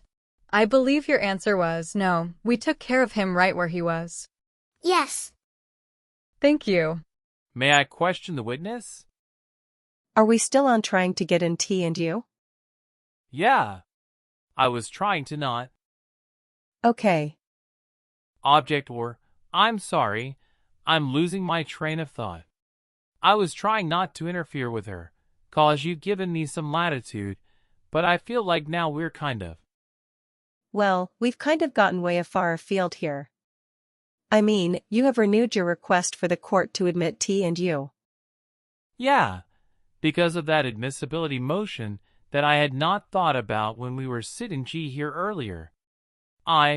We talked about yesterday how we kind of all thought it was, part of this larger issue, and that we were just gonna deal with it all at once. Yes. And so that's why I'm asking to renew. Okay. Okay. Then, you are renewing it for the purposes of the state's motion for admissibility? Yeah, I think it's relevant within the confines of that motion. Ms. Diener. Judge, that motions relies on the statute specifically that indicates that a psychologist has an obligation under confidentiality with the specific exception applied to this case about statements related to the facts and circumstances of a homicide. I have not heard, and maybe I missed it, how a person's designation as SMI has anything to do with that exception. Okay. I will show T and you have been admitted for. Very good. Thank you. You may proceed with the witness. Thank you. Ms. or Dr. Walla, I should say, let's talk about your personal knowledge of this case, okay? Okay. Is it accurate to say that you followed this case on social media basically from the inception of the case? Pretty close to that time? Pretty close. And when I say that, back to 2017. Probably not that far. Okay, near that time? Maybe a couple years after. Okay. And is it accurate to say that your following this case involved you listening to different podcasts and things of that nature that specifically covered this investigation? Yes. And that those podcasts were all on, kind of online, social media-based sites, right? Yes. Is it also accurate that you did follow this case on Facebook and certain forums, I guess, as, for lack of a better phrase, on Facebook? Yes. And so that you had a significant amount of knowledge about the circumstances surrounding the investigation before you were engaged in services with Mr. Allen? Yes. And is it accurate to say that at one point, a year or so before Mr. Allen was arrested, that you actually visited the Monon High Bridge yourself out of your own personal curiosities? Yes. Regarding this case? Yes. And is it accurate to say that you told me that you actually went out of your way to do that on a trip from Indianapolis back to the Chicago area? Yes. You basically took a detour here into the Delphi area? It was on the way, but yes. And you did that with your boyfriend in tow, so to speak? Yes. You were together, right? Yes. This was on personal time? Yes. Is it accurate that you followed this case more closely after Keegan Kline, who was a suspect, was arrested? Yes. And that was before Mr. Allen was arrested, correct? Correct. And that's because you were interested in the Keegan Kline angle to the investigation. Yes. Right? All of this was personal? Yes. And is it accurate to say that you followed the case even more closely after Mr. Allen was arrested? Yes. And did you tell me in the deposition that you actually made it a habit and it was a routine for you to listen to coverage, podcasts if you will, to and from your commute to work? Yes. How long's your commute? Hour and a half. One way? Yes. Yes or no? Yes. You did that several times a week, right? Yes. And this was a big part of your life from a personal entertainment standpoint? Yes. Did you also acknowledge to me that you sought out information regarding the Keegan Kline aspect of this case while you were at work? Yes. And that you sought that information out on the case management system or access to those files that you have at work? Yes. And tell me how that happened, I thought you gave me a name for that system. Insight. Okay, so I was right earlier, so it was Insight. You have access to a system called Insight? Yes. Okay, is that like INCID? Yes. All right. And does that system offer you access to specific information regarding incarcerated individuals around the state? Indiana. Okay. What else can you get there that's private? The pre-sentence investigations would be private, I believe. Okay. And then, any other court documents. So a pre-sentence investigation, is it accurate, is a document that basically summarizes the life history of an offender, sometimes from birth all the way to the point when they're incarcerated? Yes. Very private, detailed information? Yes. And is it accurate that you actually accessed that information through the DOC case management system regarding Keegan Kline? I did. Because of your interest in the Rick Allen case, the Delphi case? Yes. And you did that for personal reasons, you told me that, didn't you? Yes. It's for entertainment reasons, right? Yes. It's not for professional reasons, right? Right.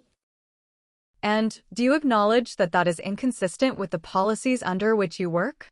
It might be. You're not supposed to use that information for entertainment reasons, are you? I'd say no. Have you been disciplined for that? No. Has anybody even talked to you about, hey, that's a really bad idea? No. Okay. And do you acknowledge that, at one point, that you publicly commented on Mr. Allen's case in a social media forum? Yes. And that comment came at a time after he was arrested? I believe we determined the timeline to have been a few months back this year. Okay. So after October of 2022? Well, yeah. And after you were treating him, or actually, it was during your time treating him as a patient? He had already moved on to the next facility. Down at Wabash Valley? Yes? Yes. The place where you visited with him after he moved there, right? I did. May I approach, Judge? Yes, you may. What's that next? I'm sorry, what's the... W, yeah, you're up to W. I'm gonna hand you what's been marked as Defendant's W. Do you recognize this document? Yes. And just tell the judge what it is. Someone had posted about podcast recommendations and I provided the ones that I listened to. Okay. So it's a social. It's a screenshot of a social media post. Is that a fair way to describe it? Yes. Okay. And this is generated by Recent. The text at the bottom here is a post by you. Isn't that right? Yes. Okay. And it's under your Yes. real name, Monica Walla. There's no pseudonym here. No. No online handle or anything, right? Right. Okay. Move to admit W. Defendant's Exhibit W offered. Any objection? No objection. All right. Without objection, W's admitted. Defendant's Exhibit W admitted. And do you acknowledge that in that post that you rendered a public opinion about your feelings about different podcasts involved in this case?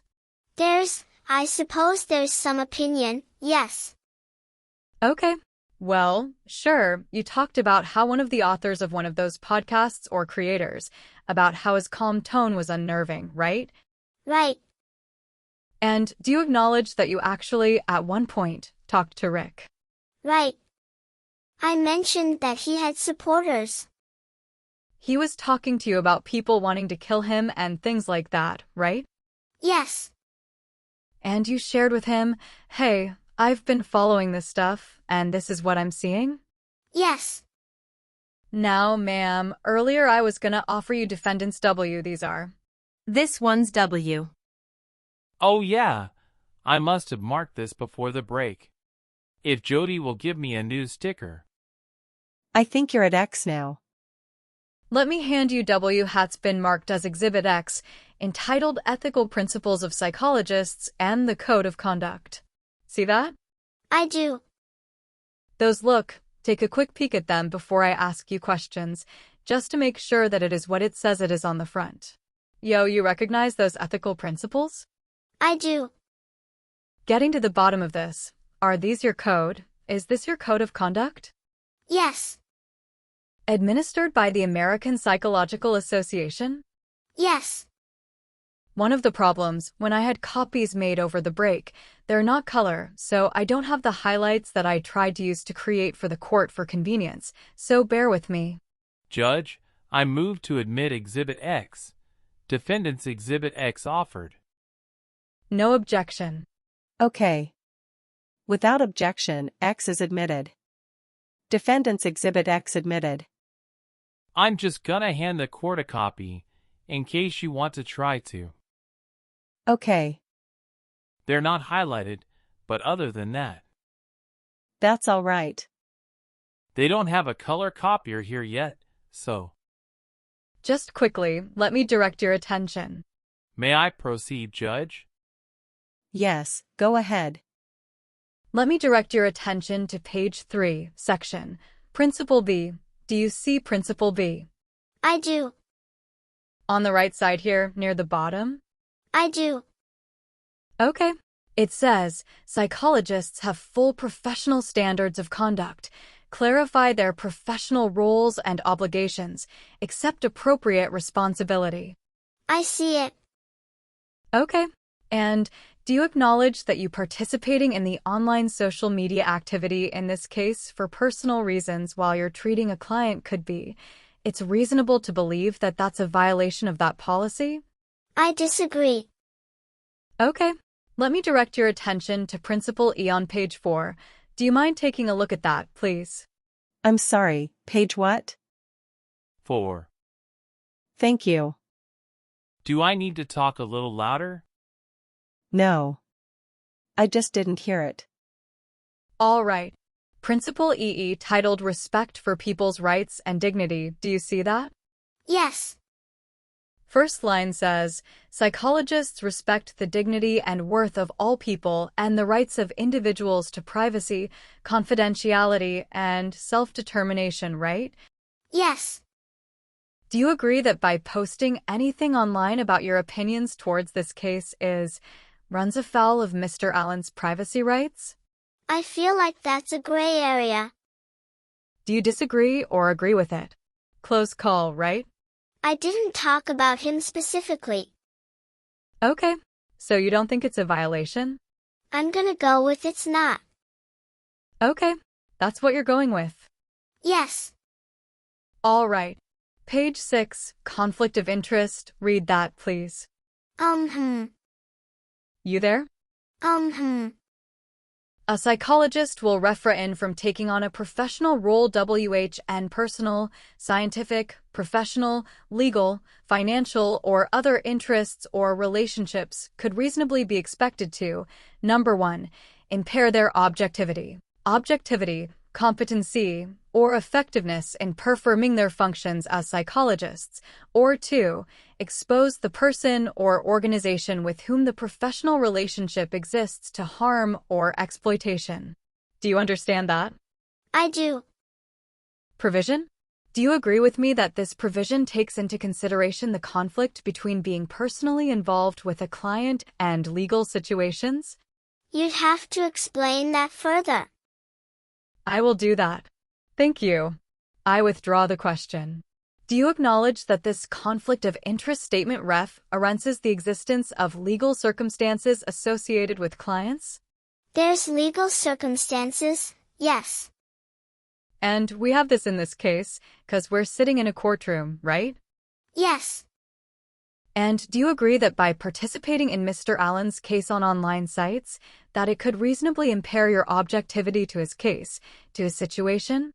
I'd have to disagree with that. Do you recall me asking you about the information that you obtained online, the quality of it? Yes. Do you recall, is it accurate to say that you told me that the quality of it's not good? Right. It can be poor, right? I did say that. So you're consuming all of this information about his case, some of which is poor, right? Right. And yet, still trying to treat him in a professional capacity? But I'm not using the stuff that I read about in my professional work with him. You were able to compartmentalize this thing entirely? Yes. There's nothing that you're hearing on a personal level that has any impact whatsoever in the way you feel about his circumstances? We work with individuals who are already convicted of these types of crimes and you don't treat them based on those crimes. Okay. Are you treating anyone else that you're following on social media posts? There haven't been any. Podcasts, anything like that? There haven't been any major stories in the area. And? No, The answer is no. Directing your attention to page 7, Privacy and Confidentiality, bullet point 01, Maintaining Confidentiality. Do you see that? It says, psychologists have the primary obligation and take reasonable precautions to protect confidential information obtained through or stored in any medium. You see that? I do. Okay. You'd acknowledge that you obtained confidential information from him in the form of your bench notes or your session notes that you were taking. Yes. And do you acknowledge that you destroyed those notes? Yes. And do you acknowledge that that is in violation of Rule 4.01? I am not sure if that's accurate. Is that unreasonable for me to take that position? That's what all of us do at the prison. We don't leave our notes just lying around. Okay. So if everybody does it, it's okay? Well, I'm not saying that, but what am I supposed to do with all those papers? Okay. Fair enough. Give me a second. All right. Section 4.02, it's titled Discussing the Limits of Confidentiality. Do you see that? Yes. Basically, it says that you're supposed to have a discussion with your patient about the limits of your confidentiality, right? Right. Obtain informed consent would be another way of putting that. Right. You didn't do that with Rick Allen, did you? I can't say 100%, because he still had the form active from RDC, which is still the same form that we'd be using in our work together. You didn't talk to him when he was at RDC, did you? No. Somebody else did? That's right. And it wasn't a psychologist, was it? It was. Okay. Who was it? Dr. Primo. And did you talk to Dr. Primo about what she talked to Rick Allen about? I did not. So you don't know what she said to him? The form was the evidence for that. You don't know what she said to him? I don't know what she said to him. Did I move to admit? Yes, I did. I gave you the Yes, you did. copy of the. Yeah, I've got it. So here is the one with the highlights. Oh, okay. I just was trying to help you. Do you want this one back? Ma'am, you also acknowledge that you have other standards that dictate, through the APA, the record-keeping procedures that you are to abide by. Okay. Is that right? I'll show them to you. Let me hand you what's been marked as Defendant's Y. Take a look at that. Just take a quick look.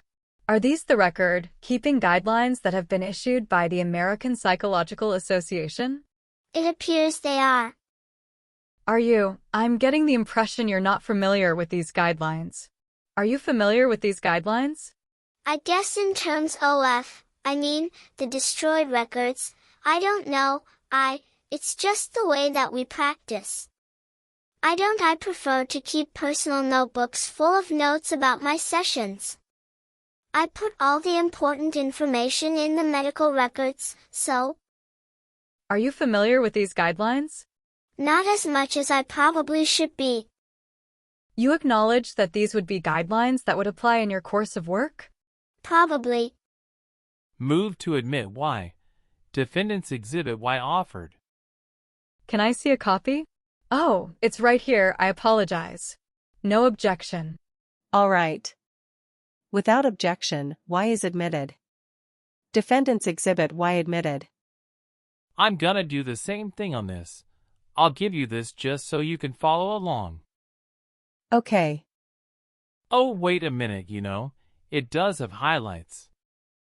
Well, the one you gave me didn't, but I highlighted it and I gave it back to you.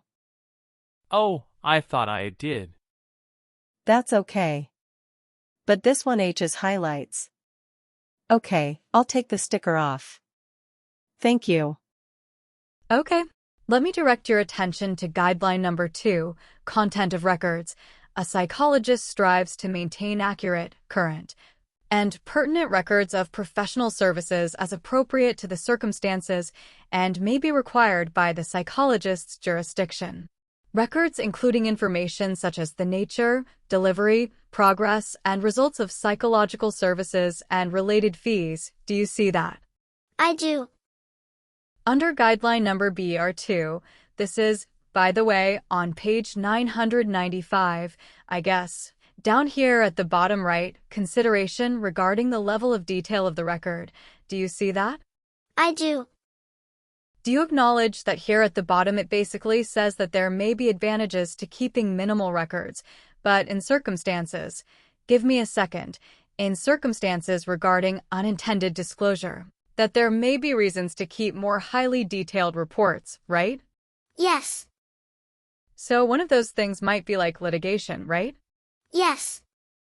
Potential for litigation, which is always, would you agree, possible in your setting because of the nature of it? Yes. So the best practice, based on this guideline, would be to maintain those records, correct? Yes. Directing your attention to further down in section, guideline number 2, specifically page 996, on the left side here, there is actually a paragraph called alteration or destruction of records. Do you see that? I do. And it says, fourth line down, in the context of litigation, additional removal of information from a record that has been subpoenaed or requested by a court order may create liability for the psychologist. In other words, if. Right. And it talks about you may want to may need to seek consultation regarding law, state and federal law before changing the record. In other words, before destroying anything. Correct? Okay. Well, is that what it says? That's what it says. Okay. So this actually, the best practice here is that you should maintain records in cases where litigation may be a possibility. Agree with that? Maybe. You disagree? Inaudible. It says that, but just the way WE practice, no one does that, so I need to open a whole conversation about that with others now. Is it possible that everybody's doing wrong? Possible. Okay. Guideline 4. I'm not going to get into this one too deep, but if you want to just take a quick look, the question, simple question, does that require suggest some informed consent from the client? Basically, you should let the client know what you're doing with the records. Judge, while she's reading that, I'd like to object to this line of questioning. It appears that defense is trying to discredit Dr. Wallow with the way that she does her business at DOC, but the motion is about suppressing statements of Mr. Allen as if they were coerced by his environment. I'm not sure how her adherence to these record-keeping guidelines. Mr. Rozzi. Thank you, Judge. So again, you go back to the very beginning of this case when the Honorable Judge Diener signed a court order that said Rick Allen's going to the DOC and he's gonna be subject to their jurisdiction, which means all their rules and regulations. It's a due process issue. Number 2, he gets there, and he is assigned a psychologist, as well as others, to his care and custody, and there are. Marginally relevant. I'm sorry. It is marginally relevant. Thank you. Overruled.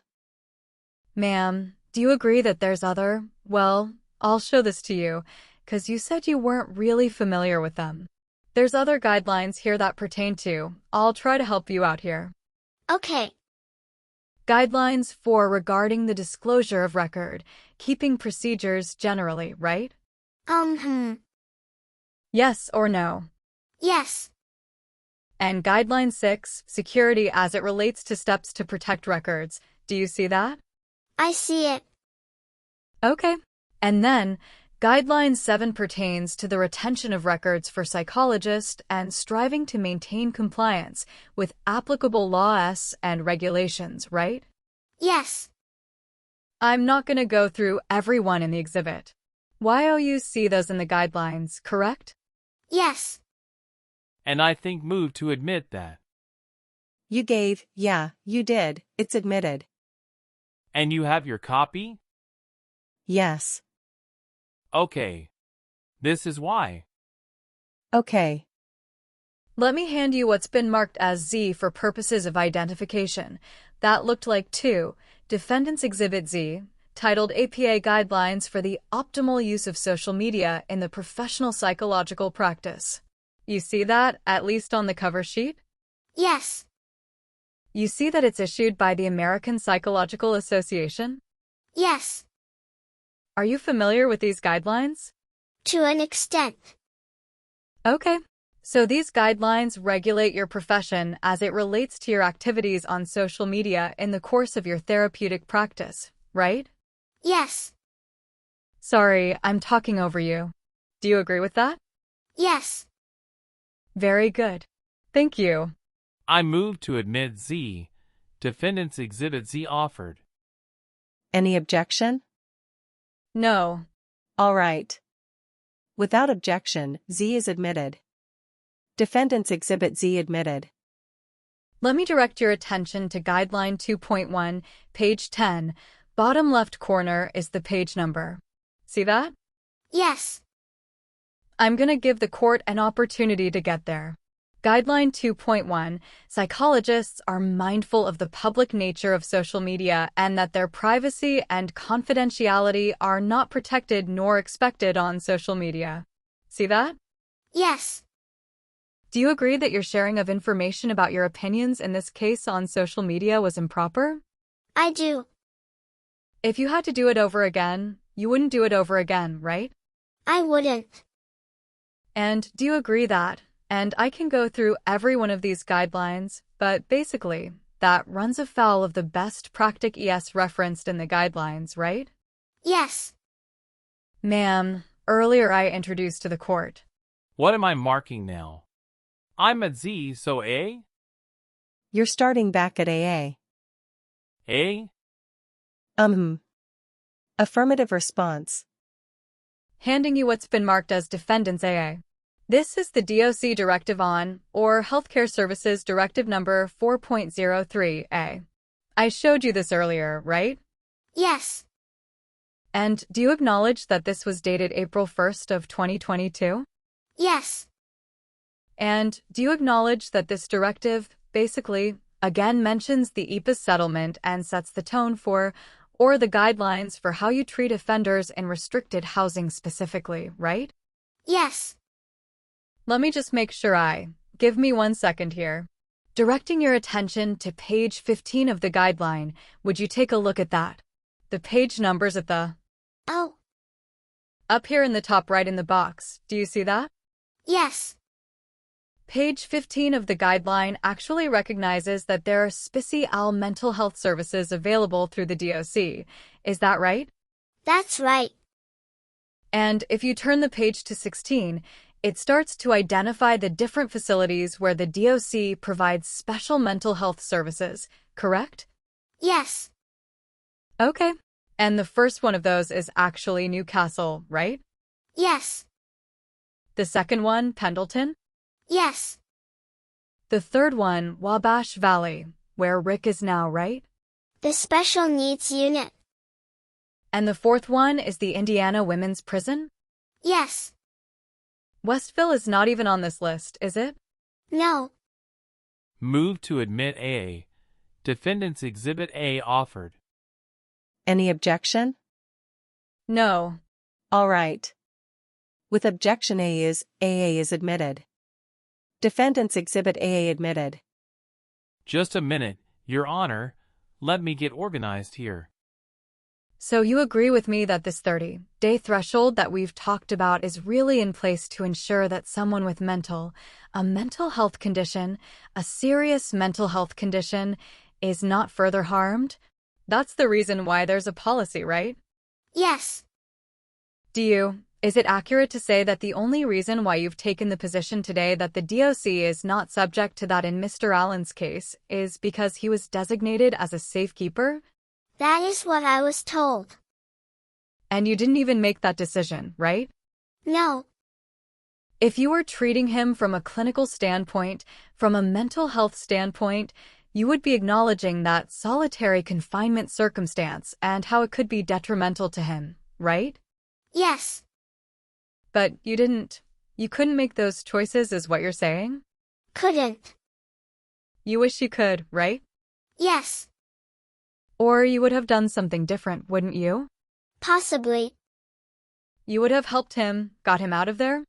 Possibly. In fact, you said it's reasonable to believe. You told me in the deposition. Stressors pertaining to confinement, yes. For 7 months he was in prison when all those stuff occurred, wasn't he? Yes.